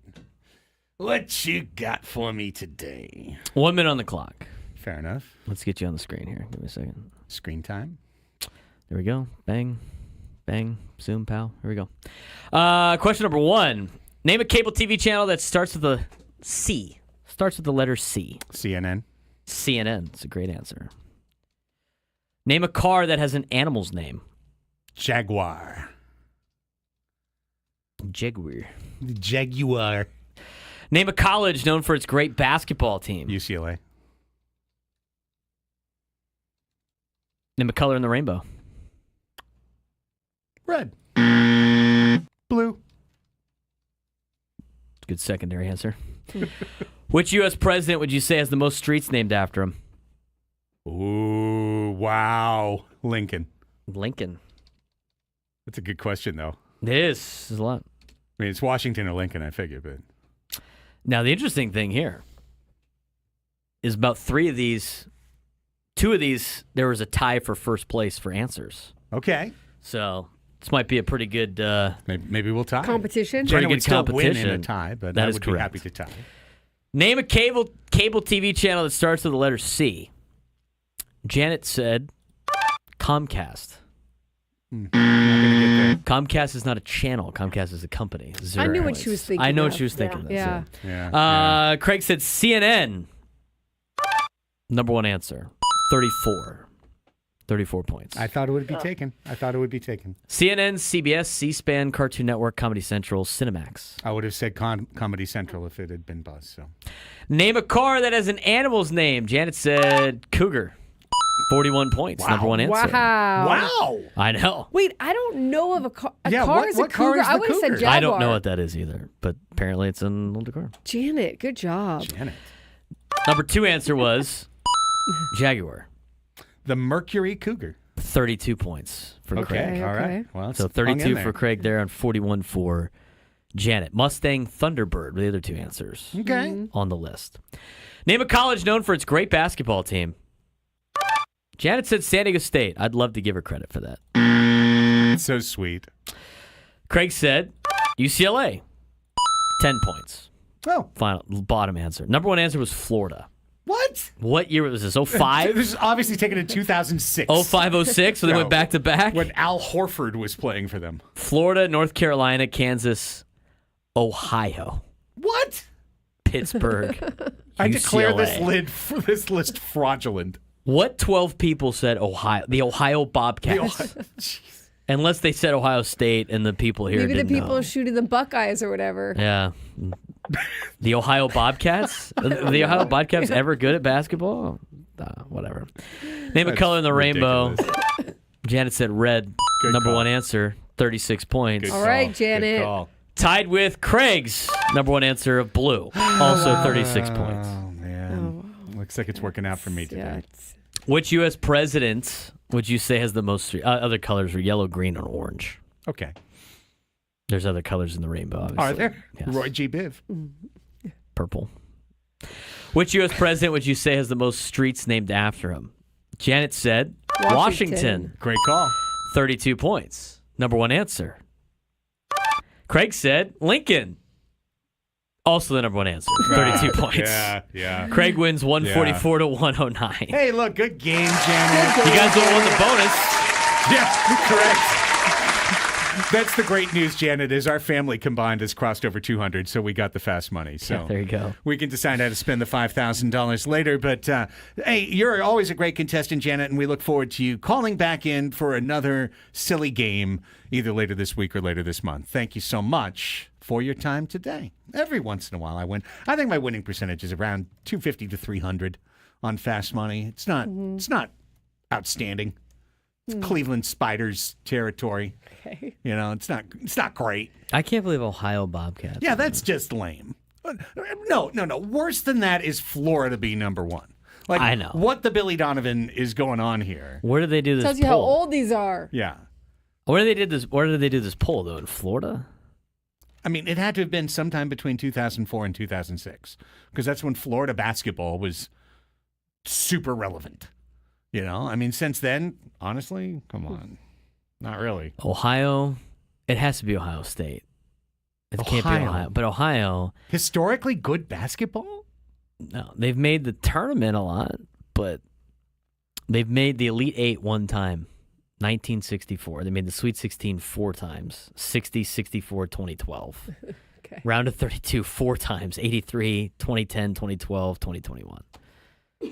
I mean, Sick. I got a standing point. I got less than a standing point per championship for UCLA. They have 11 championships. I got 10 points.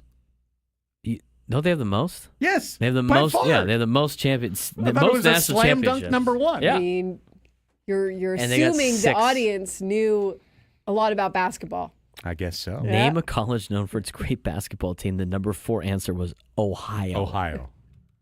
Ohio. Not Ohio State. Well, Matt in the chat Ohio. says Family Feud isn't it in Georgia? Did it skew the answer? Oh, Florida. Geographically. Georgia hates Florida. I All the don't Georgians would hate to pick Florida in that. I just appreciate Janet with the Cougar. I didn't even know there was a Mercury Cougar. Mercury Cougar. I got to see. I what would that have said looks like. Jaguar because that's the only thing I could think of. Mustang came to mind. Mustang makes sense. That's a good Is one. a Pinto? It's a type of, Is that an animal? well, it's a bean. It's, It's not an I animal. think it's a horse. There might be a Pinto Thought maybe it's a horse. Yeah. Pinto horse. Yeah, it's an American paint horse. Yes. I don't think any points for that, right? No. You get, yeah, you Oh, didn't. Bronco you didn't would have been a good Bronco. answer. Wasn't on there though. But yeah. Bronco. Yeah. The more I look at this college known for its great basketball team, the more questions I have. Nobody said Duke. Yeah, No Duke. UCLA got the worst answer, tied with Pittsburgh. it's ridiculous. Pittsburgh. The Pitt Panthers, man. I mean, I remember when Jerome Lane broke the backboard for Pitt. That's, I would have accepted Oregon or San Francisco, who won back in like the 1940 or whatever it was. yeah, Bill Russell years. right? Yeah. Yeah. Come on, Family Feud, get it together. I think we late Family Feud. Get the nod. I see an opening. Yeah. I'll put the You deck need of cards like on the his late desk. on Family Adam's Feud desk. for if there's ever a tie. Like, 'cause Oh it'd my be so God. rare. That's You know what I mean? true. And now the tiebreaker Yeah. question. Now Like there's you something get like completely maybe inappropriate. Right. Like it never happens, so we're just gonna dive into this deck. Oh. Picking UCLA or USC is Dodger loving, says I need money. I need money. Come on, man. It was a trivia question. He's already gotten one comment deleted. He's Looks he's like on you're thin back ice. on the Arizona and LA train. Right. That's right. Yeah, there he goes I'm surprised again. he didn't pick the Arizona Wildcats, Craig. There he goes That's right. again. There, that's a good answer. Would have been a good answer. Better than Ohio, for God's sake. Hour number 4 of Andy and Elsten after this quick timeout on The Fan.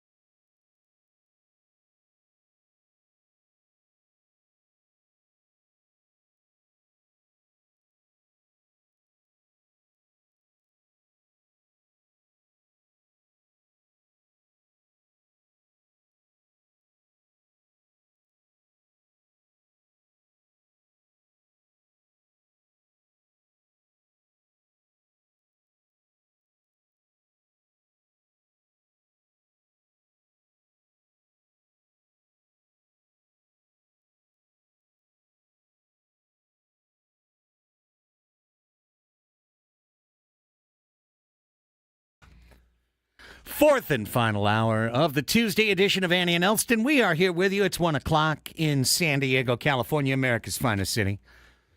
Annie Halbrun's camera's pointed at me. We're going to fix that.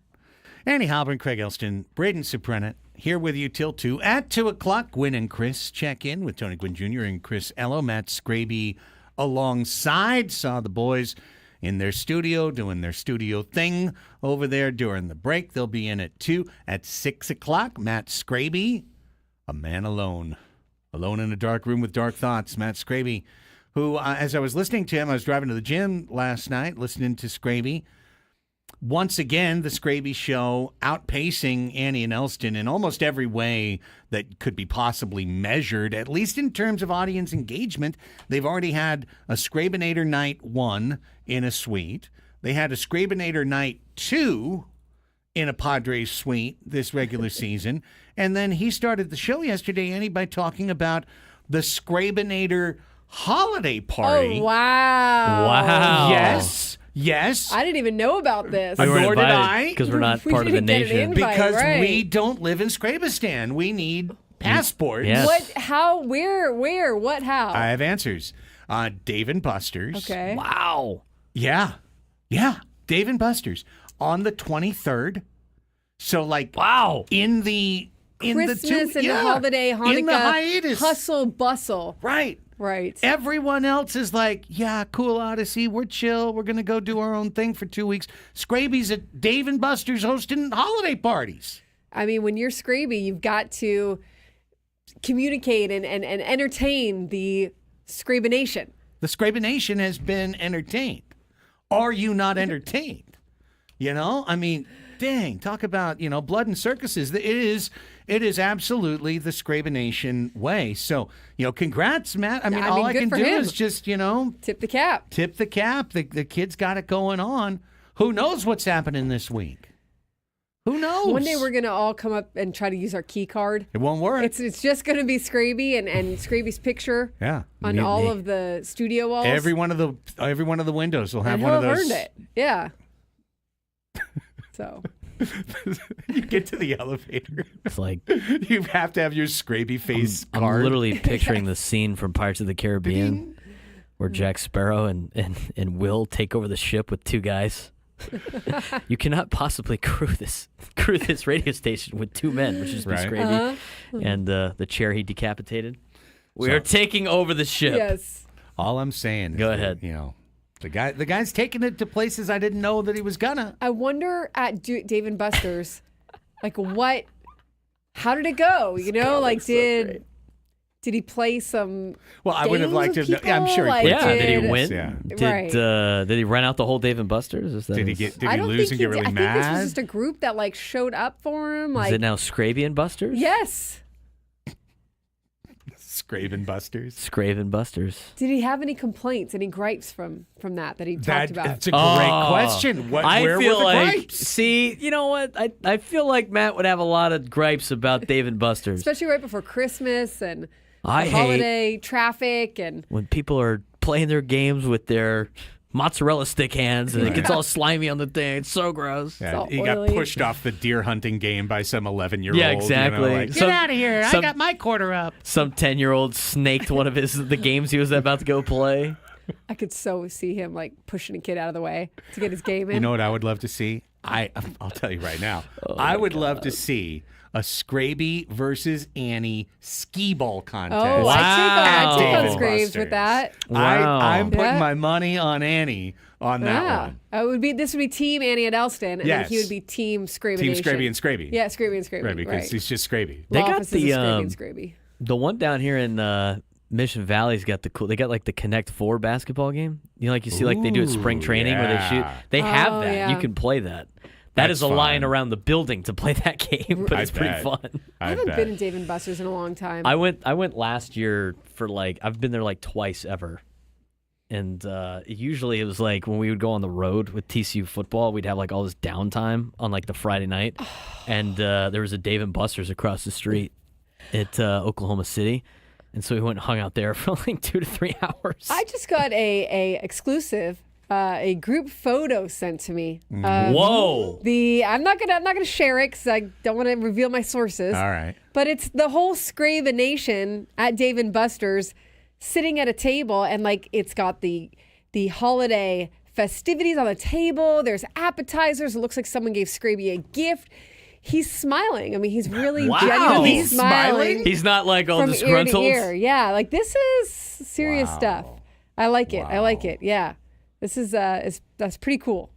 Wow. So, Scraby coming up at 6 today. Scraby with Gwen and Chris from 2 to 6. Look at you, Scrabes. We just spent 4 minutes on you, kid. Do we think Derek La Mesa has gripes with me taking shots at Oregon? I don't know. Should we bring him on? I think we should. Yeah. Why not? Our resident Oregon fan, Derek. Random call, 833-288-0973 from La Mesa. It's Derek. Hi, Derek. Hey, how's it going? Hey, B-Serp, you read my mind, bro. Hey, I got to tell you something. Hey, I got a couple of takes for you. Number one, I was at that game, and it was so embarrassing. I acted like a petulant child, and I'm not proud to admit this, but I literally walked out of the Rose Bowl with 5 minutes left in the second quarter. Oh, no. And took a nap in my buddy's car. I'm not kidding you. It was 34-0.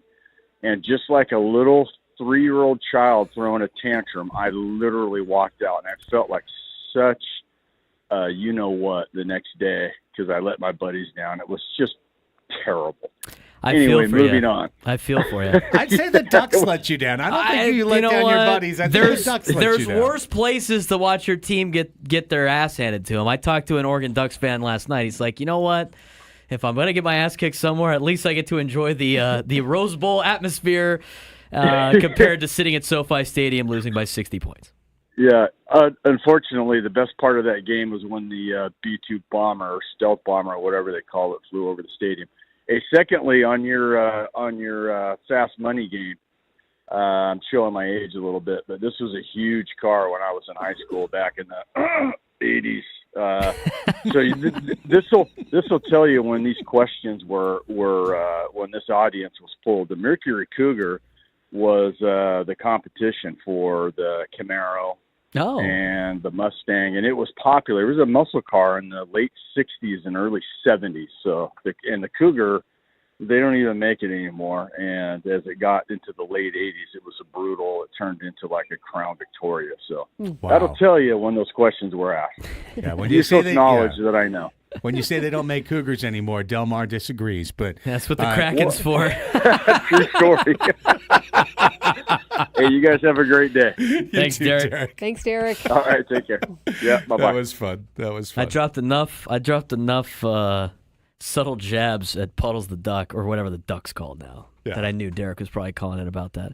One of my buddies, I dislike Oregon for a lot of different reasons. Uh-huh. But I got a lot of friends that are Oregon fans, and I was like talking to one of them last night at softball, and he's like, the thing I hate about this is one of my friends that I play softball with, Nikki, he's like the nicest human being you'll ever meet. Unfortunately, he likes all the sports teams I absolutely despise. Like, he's a Dodger fan. He likes the Ducks, all this stuff. And I felt bad for you. I didn't feel bad for your team, but I did feel bad for you at the Rose Bowl. And he was like, you know what? There's worse places to watch your team get their ass kicked. And I was like, yeah.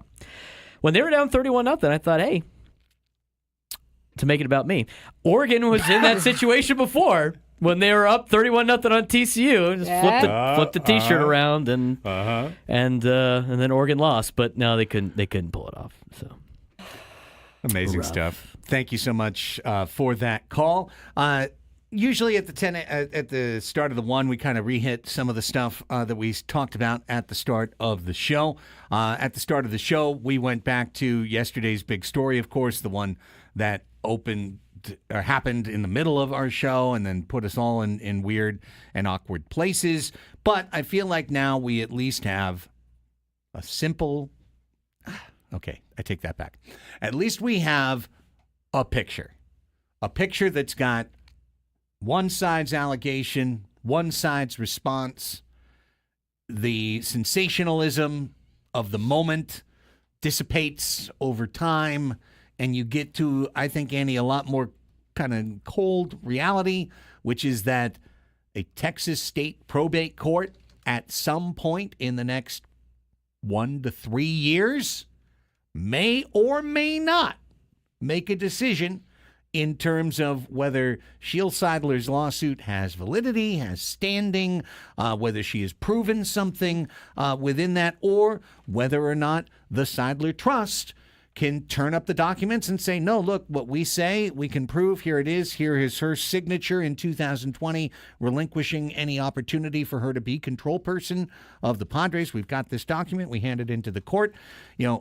One way or another, this will or will not be resolved, but here's the thing I'm pretty sure of. Yesterday and today as the fallout is the last you're going to hear about it for a while as this sinks under the surface. I think so, unless I guess other stuff just kind of continues to trickle out. But it does seem to appear that now it needs to just be litigated. It needs to go to discovery. It needs to go to trial. And it seems like that would be a long process. And there could be other lawsuits filed in the meantime, like, reverting back, from the brother's side, maybe to Sheil. So we don't know how that's all going to go. But the other option there is like maybe there's some kind of settlement or some kind of agreement. But there really doesn't need to be at this point unless something is proven to be mistaken or there is something overturned, right? So like we talked about in the 10 a.m. hour, and feel free to go back and listen there. We talked about this. We also talked about none of us in this room, at least, believe that there's any imminent threat of relocation in the near future. We talked about the finances and what's been brought forth a little bit with those allegations a little bit and pushed back on some of that as well. So you can listen to all that at 10. But from my understanding, this comes down to a vote now. This at the next time the owners meet, which I assume will be before spring training. They'll meet, and whenever that happens, they vote on whatever control persons need to be voted in. Usually it's a unanimous vote. There's not much back and forth there. So my thought on it is either John Sidler is going forward as the control person, or if there's some kind of crazy intervention, which I don't see happening, but who knows, maybe Eric Kutsenda gets another exemption to stay on for another year or whatnot. But at this point, it seems a little bit like business like usual in the sense of, they are going to move forward with what you just talked about, the lawsuit and the pending litigation kind of churning in the background. Yeah. But we did talk also to Bryce Miller and about how this might have an effect on free agents who want to come here, possibly Roki Sasaki. I thought it was interesting, though, that Bob Nightingale said this morning that Roki's coming to San Diego, in his opinion, or that's kind of his guess. No, if Bob Nightingale's saying it, well, then... Just that it hasn't completely made people, I guess, shy away from that. And I don't think you should shy away from it. Look, Roki Sasaki could look at this and be made, aware of this and say, this isn't a place I want to be. I'm not sure about the certainty, et cetera, et cetera. Or he could have already met with the Padres and they've already had these kinds of conversations and it was already brought up and he feels confident and secure in what might be happening going forward. So I wouldn't rule Roki Sasaki out just because of what happened yesterday. But it is true that I think it's going to be a little tougher maybe to sign people if they don't feel like there's a good certainty on ownership going forward. The way I agree, I just look at it from just a very slightly different angle, which is the way that you have a problem signing free agents is because you don't have money to pay the free agents. Free agents want money. This is also true. They want to be paid. And more than anything. Yeah. And the highest dollar usually wins. That's how it goes. So in the sense that the Padres, could theoretically be, let me just give you an example. Kyle Tucker's a free agent at the end of the year. He has a 7-WAR year for Chicago, and he goes out on the market as Soto Light next year. In this mythical universe, the Padres are trying to compete for Kyle Tucker, and it's an 8-year contract that is the line that you have to reach to sign Kyle Tucker.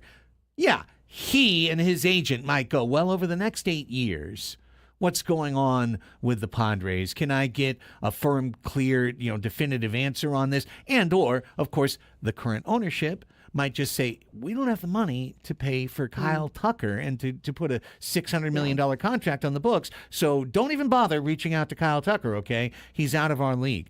In that sense, I completely agree.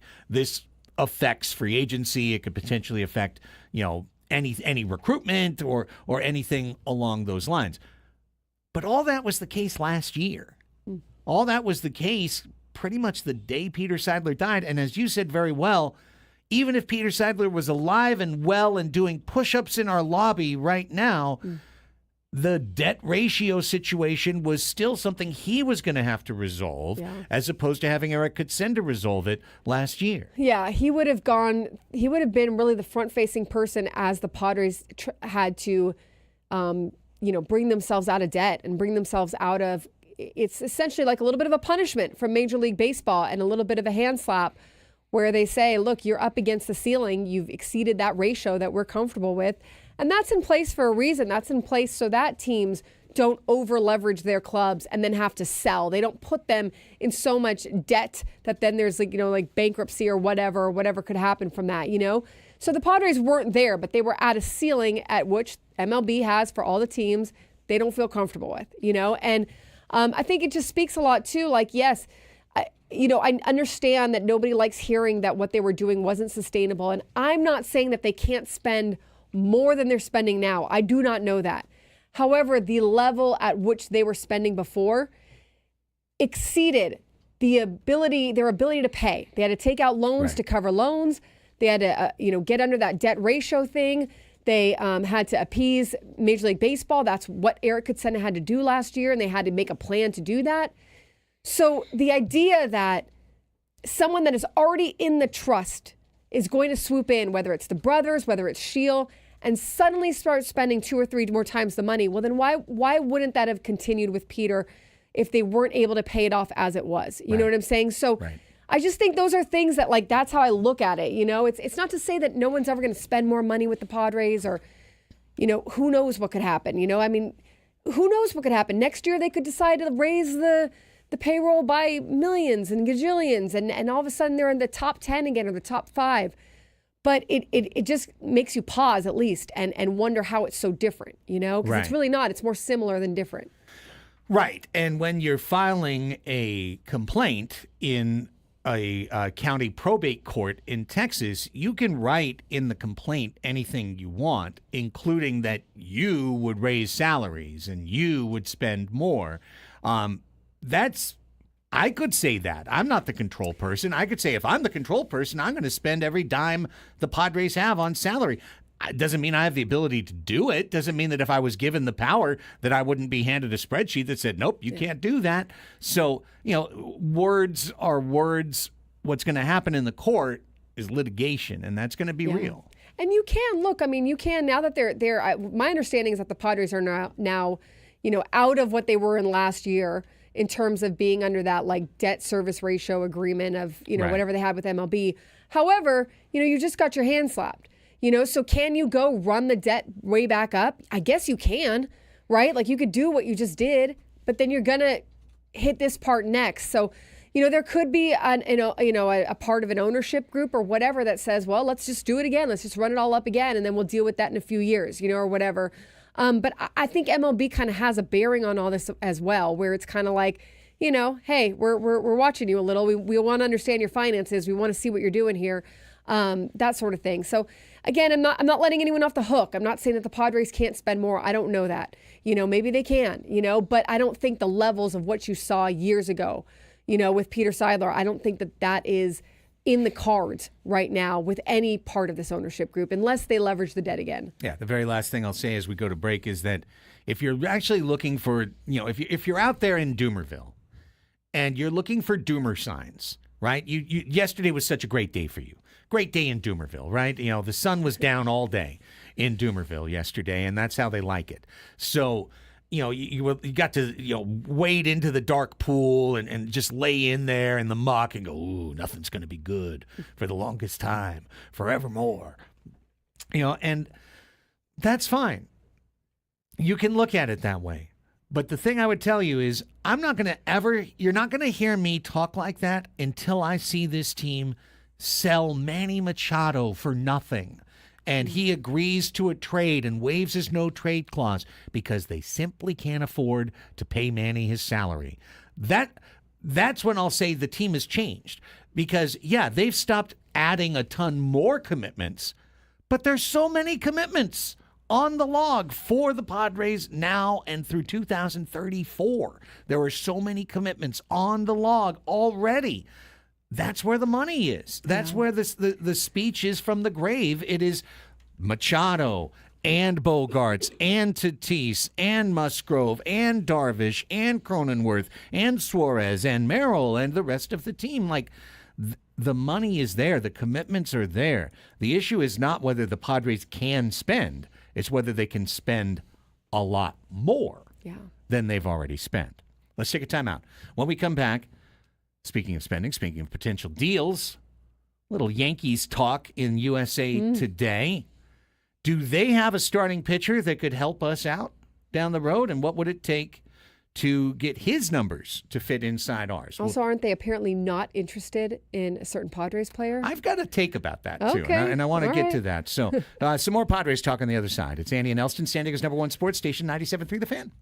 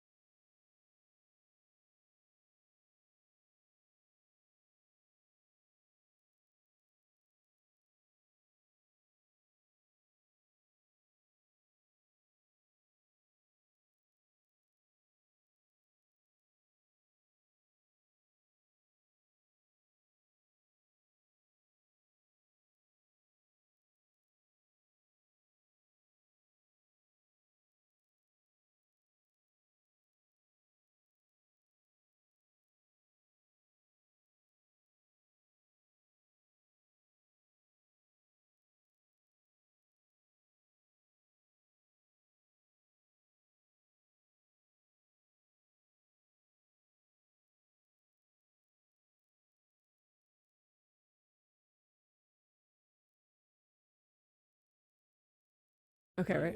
Okay. I don't know why I put this on. Okay, tell me when. 3, 2. On Wednesday's show, it's a big week in college basketball in San Diego. This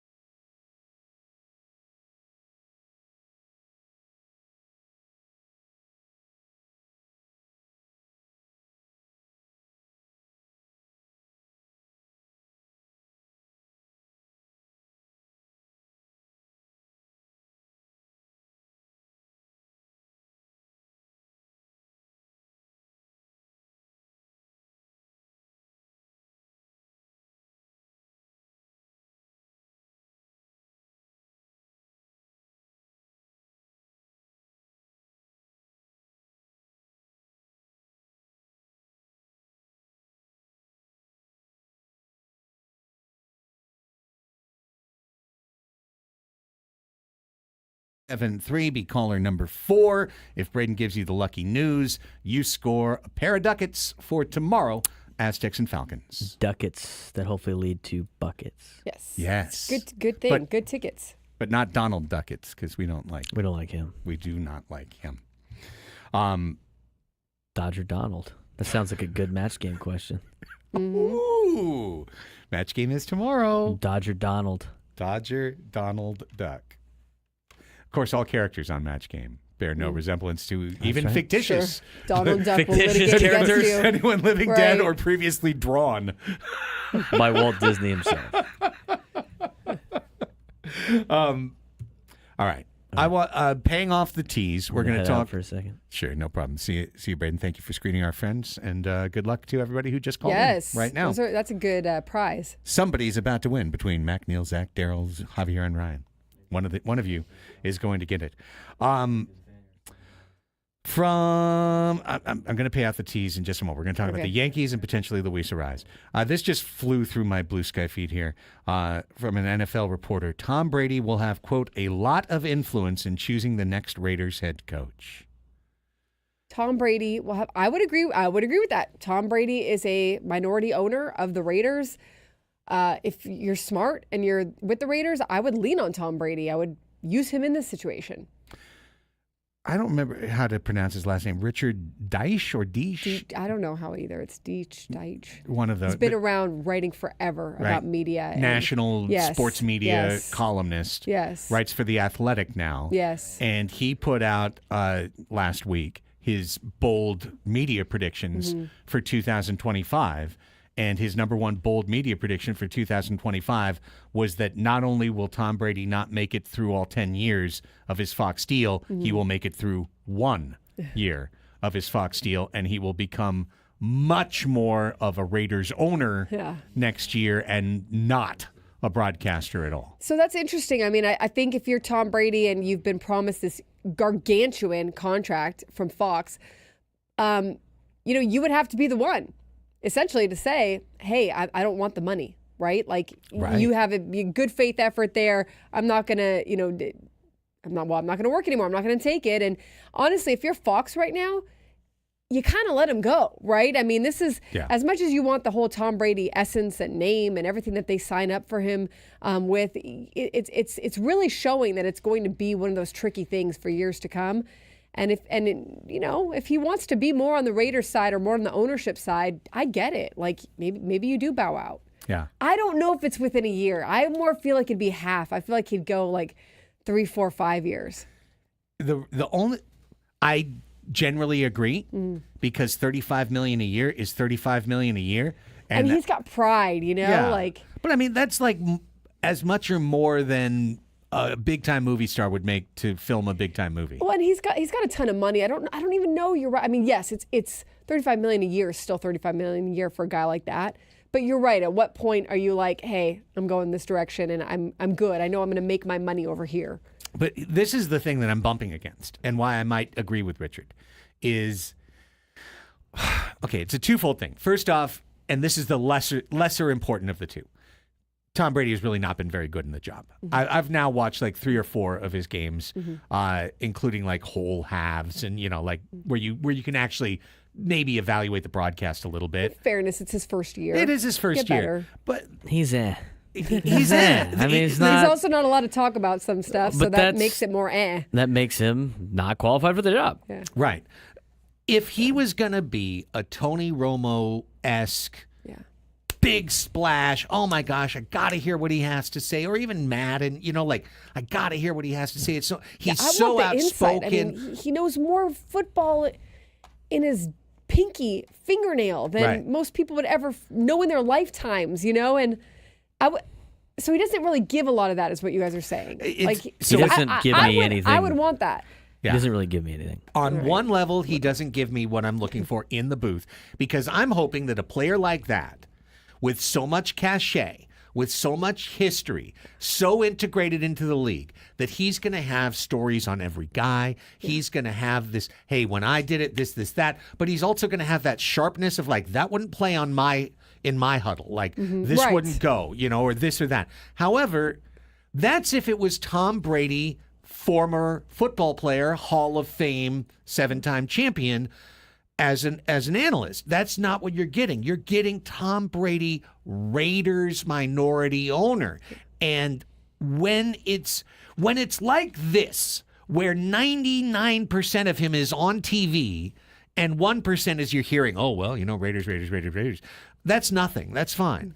But as soon as he's picking the head coach of the team, or another story I read this morning, recruiting Aaron Rodgers to be the Raiders quarterback for the next 2 years. And, wow. And getting involved and being like, no, Brady believes in Rodgers, and Brady won an MVP at 43, so he still thinks Rodgers could win an MVP at 42. So now he's picking the head coach. Now he's picking the quarterback.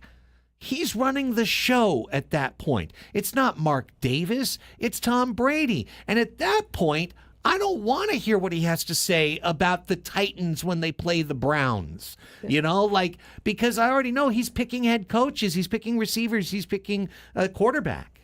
Yeah, I can see your point there. I mean, if I'm Mark Davis, because if in my opinion, lean on Tom Brady, but like Tom Brady also, it's easy when you've just finished playing to say, hey, let's do this, let's do that.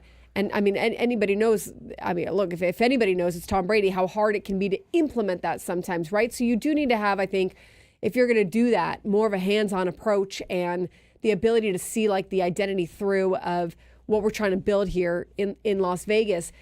Why doesn't he just go to North Carolina and play-by-play or do the color for Bills games? Bill Belichick, I mean. I was gonna say, North Carolina. Yeah, could he give us like a lot of insight there? You know what I mean? Yeah. It's just it was just a thought I had. And when I saw that post on Blue Sky, it just kind of made me went, hang on. Because, of course, if you missed it, Antonio Pierce got fired today from the Raiders. So now Richard Deitch is usually in the know. So maybe if he's saying that, he has good indication that he's not going to broadcast for a lot longer. Yeah. In his column the year before, when Brady signed his deal, his prediction was Brady would make it only a handful of years in, and then he would let it go. To that. And now he's actually ramped it up to it could just be a year. Okay. Wow. It could just be 1 year and gone. I don't think he would be missed in the NFL television world. Well, and the thing is if he ever decided, I guess, to sell his shares or whatever, he could always he would probably always be able to find a job on some kind of TV medium. I honestly talking about think football. Peyton Manning never worked out as a color analyst, right. although I know you have the Manning cast or whatever. Right. But like everyone thought, he's going to be Monday Night Football's #1 analyst for 3 decades to come. No, he works in scripted situations. Well, and now they pivoted, and a lot of the podcasts, like Mina Kimes' podcast, is put on by Omaha Productions. They pivoted, and I think him and his brother or whoever made like a media company, and now puts out media through their company, and I'm sure is making money that way. So they found a different way, but exactly, like they're still in TV, but it's a little bit different. I think Tom Brady still works really, really well as a spokesperson, as somebody doing funny commercials, as somebody who makes a cameo in a movie and is really hilarious and steals a scene. Like, I think he's got the ability to do that. On TV, it's been really vanilla. It's been really, really generic and not that compelling to me. But if he's picking a head coach, I don't think an analyst should be picking a head coach in the NFL. At that point, that's too much. It'd be one thing, when Mike Mayock became a GM. It'd be, what if he was still announcing Sunday Night Football? And going, weird. Right? It wouldn't work. It just doesn't make any sense. That's why most of those guys that have those analyst jobs, when they take I wouldn't say regular job, but they take a job in the NFL, they drop the analyst thing and they just focus on whatever. Yep. All right. Before the segment wraps, I want to give you, because you mentioned it, alluded to it, I want to give you this little bon mot if you are a San Diego Padres fan who's felt like you had a rough 26 hours. A good word, bon mot. Good word. Bon mot? Yeah, a little good what word. language is that? Is it like a French, Vietnamese sandwich or something? No, that's a banh mi. I know. That's a banh mi. Banh mi. And this bad joke is on me. So, sorry. Or bon. He draws the foul. Okay. From Bob Nightingale, who's never been wrong ever. Where will Japanese pitching star Roki Sasaki sign? Where will he sign, Bob? While the Los Angeles Dodgers have been the heavy favorites to sign Sasaki for the past year, with some teams convinced he already made up his mind, the San Diego Padres have emerged as the new choice among executives. Sure, if he wants the bright lights, the marketing endorsements, and the chance to win the World Series every year, the Dodgers are his team. But if he wants a more tranquil market and to play with his mentor, Yu Darvish, the Padres are his team. Let's be honest, the Padres, who have yet to spend any money in free agency, need Sasaki a whole lot more than the Dodgers, and then reasons why, which we already know. The Dodgers would love to have Sasaki, of course, but if they don't sign him, they'll be just fine. You could timestamp that tweet to any portion in time following the World Series. Yeah. Yep. Yeah, No I change. mean, No I change. guess maybe there's a little bit of an element of a surprise of you might have thought or you might not have been surprised if you would have seen the tides turn a little bit after the news yesterday, right? Like maybe some national reporters like, but it's good to see, honestly, in my opinion, that there wasn't this jump to conclusion of, hey, there's no way he's coming to San Diego. Right. I'm not saying he's coming to San Diego, but I think there's still a big possibility that he is. Yeah, and I do not think that this is the, now that this story came out, that's I don't think it means cinematic. he's coming to San Diego. No, but, it doesn't. yeah. But the thing that I saw so many times yesterday, which was, now that this story's come out, Roki was never coming here. As if, I was going to call it cinematic thinking, as if you saw the story and then in the movie you're watching, the next clip is Roki and his agent, with his agent in an office reading the story going, Right. nope, not for me. Like, no, it doesn't work that way. First of all, he may not have interacted with that story at all yesterday. Secondly, he's not thinking necessarily about that. He's thinking about how he can maximize his pitching performance for 6 years to maximize his earning 6 years from now. There's plenty of decisions other than who holds the purse strings for a company that's not going to be giving him more than rookie money anyway. And this has been brewing. What happened yesterday came to a head publicly yesterday, but it's been brewing for a while now.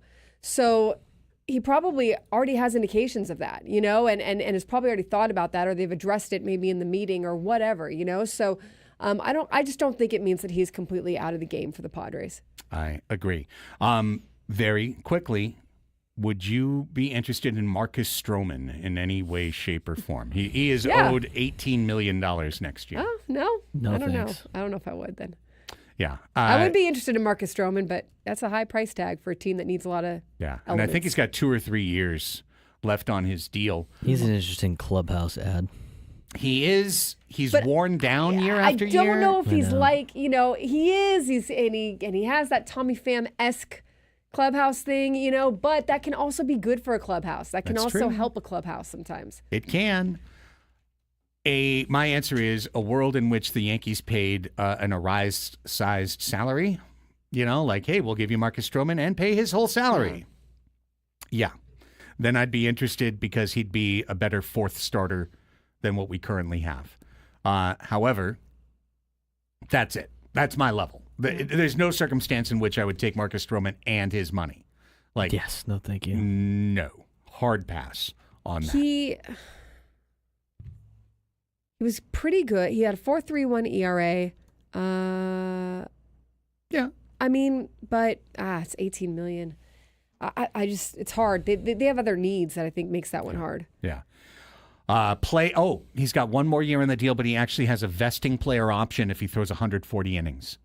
So if you brought him in and he was good, you'd owe him another year's deal. And he had a whip of 147. Yeah. And that's too much. That's too high.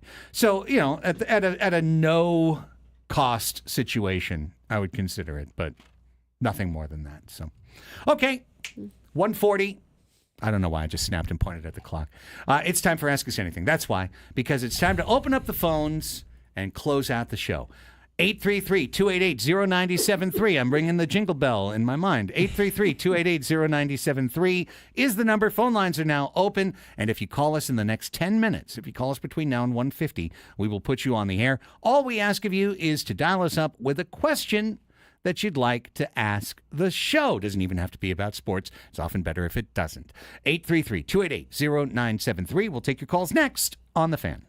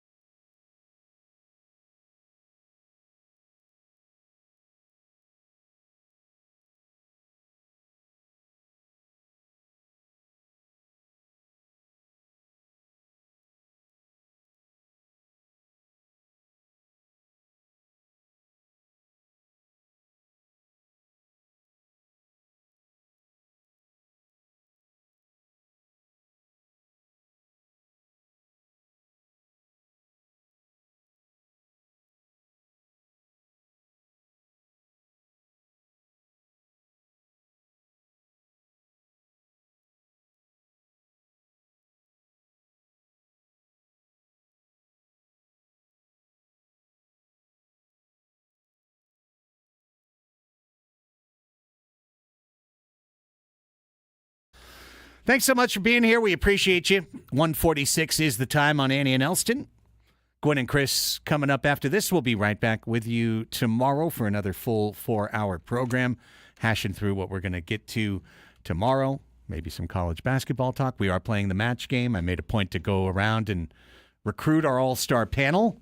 Wonderful. Well done. On the Greg is ready. Adam is ready. Adam hasn't shaved the dome yet. He's still growing it out. Yeah. 25, thriving 25. That might be the easiest recruiting job in the world. What about Screeby? Well, what about Scraby?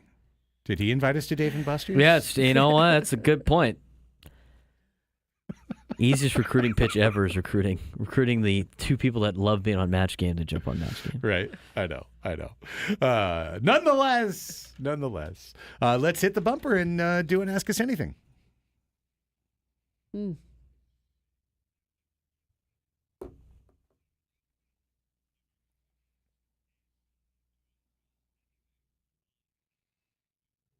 833-288-0973 is our number. You do still have 2.5 minutes to call the show. So if you just heard me say the number and you forgot it, here it is again, 833-288-0973. Give us a ring. We'll pop you up. Here's Martin in Santee. Hello, Martin. Welcome. Ask us anything. Well, welcome back and welcome to 2025. Thank you. I wanted to say just a quick comment and then a question. Your professionalism as a group yesterday was phenomenal. Tough situation to come back to start your work week after 2 weeks off. Yeah. So you did a phenomenal job, great coverage and follow-up today. I was going to try to call yesterday, but you didn't ask. So I was just going to lighten up a little bit and just ask what your favorite gift you got at Christmas. And Craig, for you, one that you didn't buy. The one that I know, I was immediately eliminating my golf clubs and this shirt and other things you bought yourself. I forgot about that. Well, That's a foul. My mom and my sister overheard me asking if a coyote is the same as a mountain lion or something. Do you remember that? Yes. And I got a big, beautiful encyclopedia of animals and what family they belong to. And there was someone in the chat that was like, I'm ashamed you're even from SDSU or whatever. And like, I take it to heart, so I will study up on my family of animals. Bone up on your genuses and species. Oh my God. Oh wow. All right, Brayden, how about you? I don't know. I got a lot of good gifts. I told my buddy Perez that's the best gifts. Usually, but I don't know. I just, off the top of my head, I can't really think. All of my gifts were great. Oh, they were all. Look at you. Look at you. Look Politician over there kissing babies. They were all great. My dad gave me a lot of fives too. Yeah. There's something about $5 bills, man. I don't know what it is. I never have them, but I always want them. Really? Yeah, so I got a lot of fives. This is a weird. It's a weird thing. And he just loves Abraham Lincoln, I guess. I prefer $100 bills. Well, I would too, but he'll probably tell me I'm on my own for that. Yeah. But I got a nice stack of $5 bills. 20s? No, 5s? Yeah. What about the 10s? Yeah. You know, like 10. Like nobody ever uses a $10 bill. 5s. Well, one poker superstition that I have co-opted is I believe $50 bills are unlucky. So if someone gives me a 50, I will spend that on something. I will not put it in. I will not turn it into chips because I'm just going to lose those chips. My answer, Martin, is that my wife got me a new Bluetooth speaker for my golf bag that clips right on the back of the golf bag, and it's way smaller and more efficient than the one I used to have, which we got like 8 or 9 years ago, and was this big old chunko thing. So now I've got that, and it works great. And the thing I didn't know or realize, and obviously I didn't read the packaging, nice. Was that it like lights up. It lights up to the beat of the song. So you're like at a rave. I mean, seriously. And the funny thing is I didn't know because I was golfing. It was the daytime. And then it got to, the 4 o'clock hour and it started to get dark.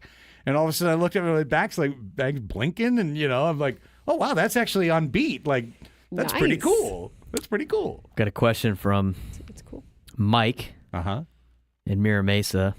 Yeah. Ask Craig if he is going to give me more money on the poker table tonight, like Saturday night. Nope. Oh, wow. Wow. Wow. That's some shade. What? He said Nope. he sat next to you on Saturday Guess we night. found out where you were on Saturday. You gonna donate all your money to Mike again? Come on, we gotta play better poker Can't here. have any of my fives. Easy, Yeah. Mike. Easy, Mike. Hey, he's already talking smack, Craig. Not a fan. Not We a got to fan. be locked in. We gotta be got locked in. from we got from C20 Moreno. Says, other than yesterday's show, what's been your favorite moment during your first year together on the air? And happy anniversary, and thanks for a great show every day. What a lovely, lovely question. Mr. Cal. Well, I'll give you an answer. I loved the day that we put Brian Hoeing in Costco. Yes. Yes.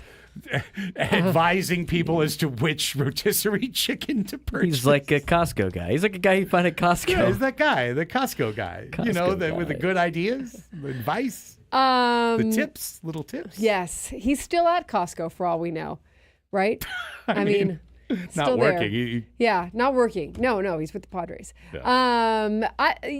funny. It's really hard for me to pick a favorite. I'm not a favorites kind of person, you know. Just like but all of Braden's probably gifts. one of the That's match right. games where And all the questions we Screamy get on or this show. Greg or Adam, where it was just ridiculousness. Yes. You know. Yes. But Mr. Cow, Nate, Mr. was also probably one of my favorites. I don't even remember the context of that. I just remember the answer. What was the thing? I forget the question. I think it was don't an know. anybody knows question. Yeah, It was. Anybody knows, yeah. And she was like, was. Mr. Cow. Oh, was it a male cat? What is the male Oh, version male of the yeah. cow. Instead of a bull, it's Mr. Yeah. Cow. Mr. Cow. Good old Mr. Cow. The anybody knows questions have been pretty funny. Rough. All right. Well, that's it. Go Aztecs wants to know how you're doing in your college football video game. Brady. I have not played that in so long. I just don't have. I don't have time.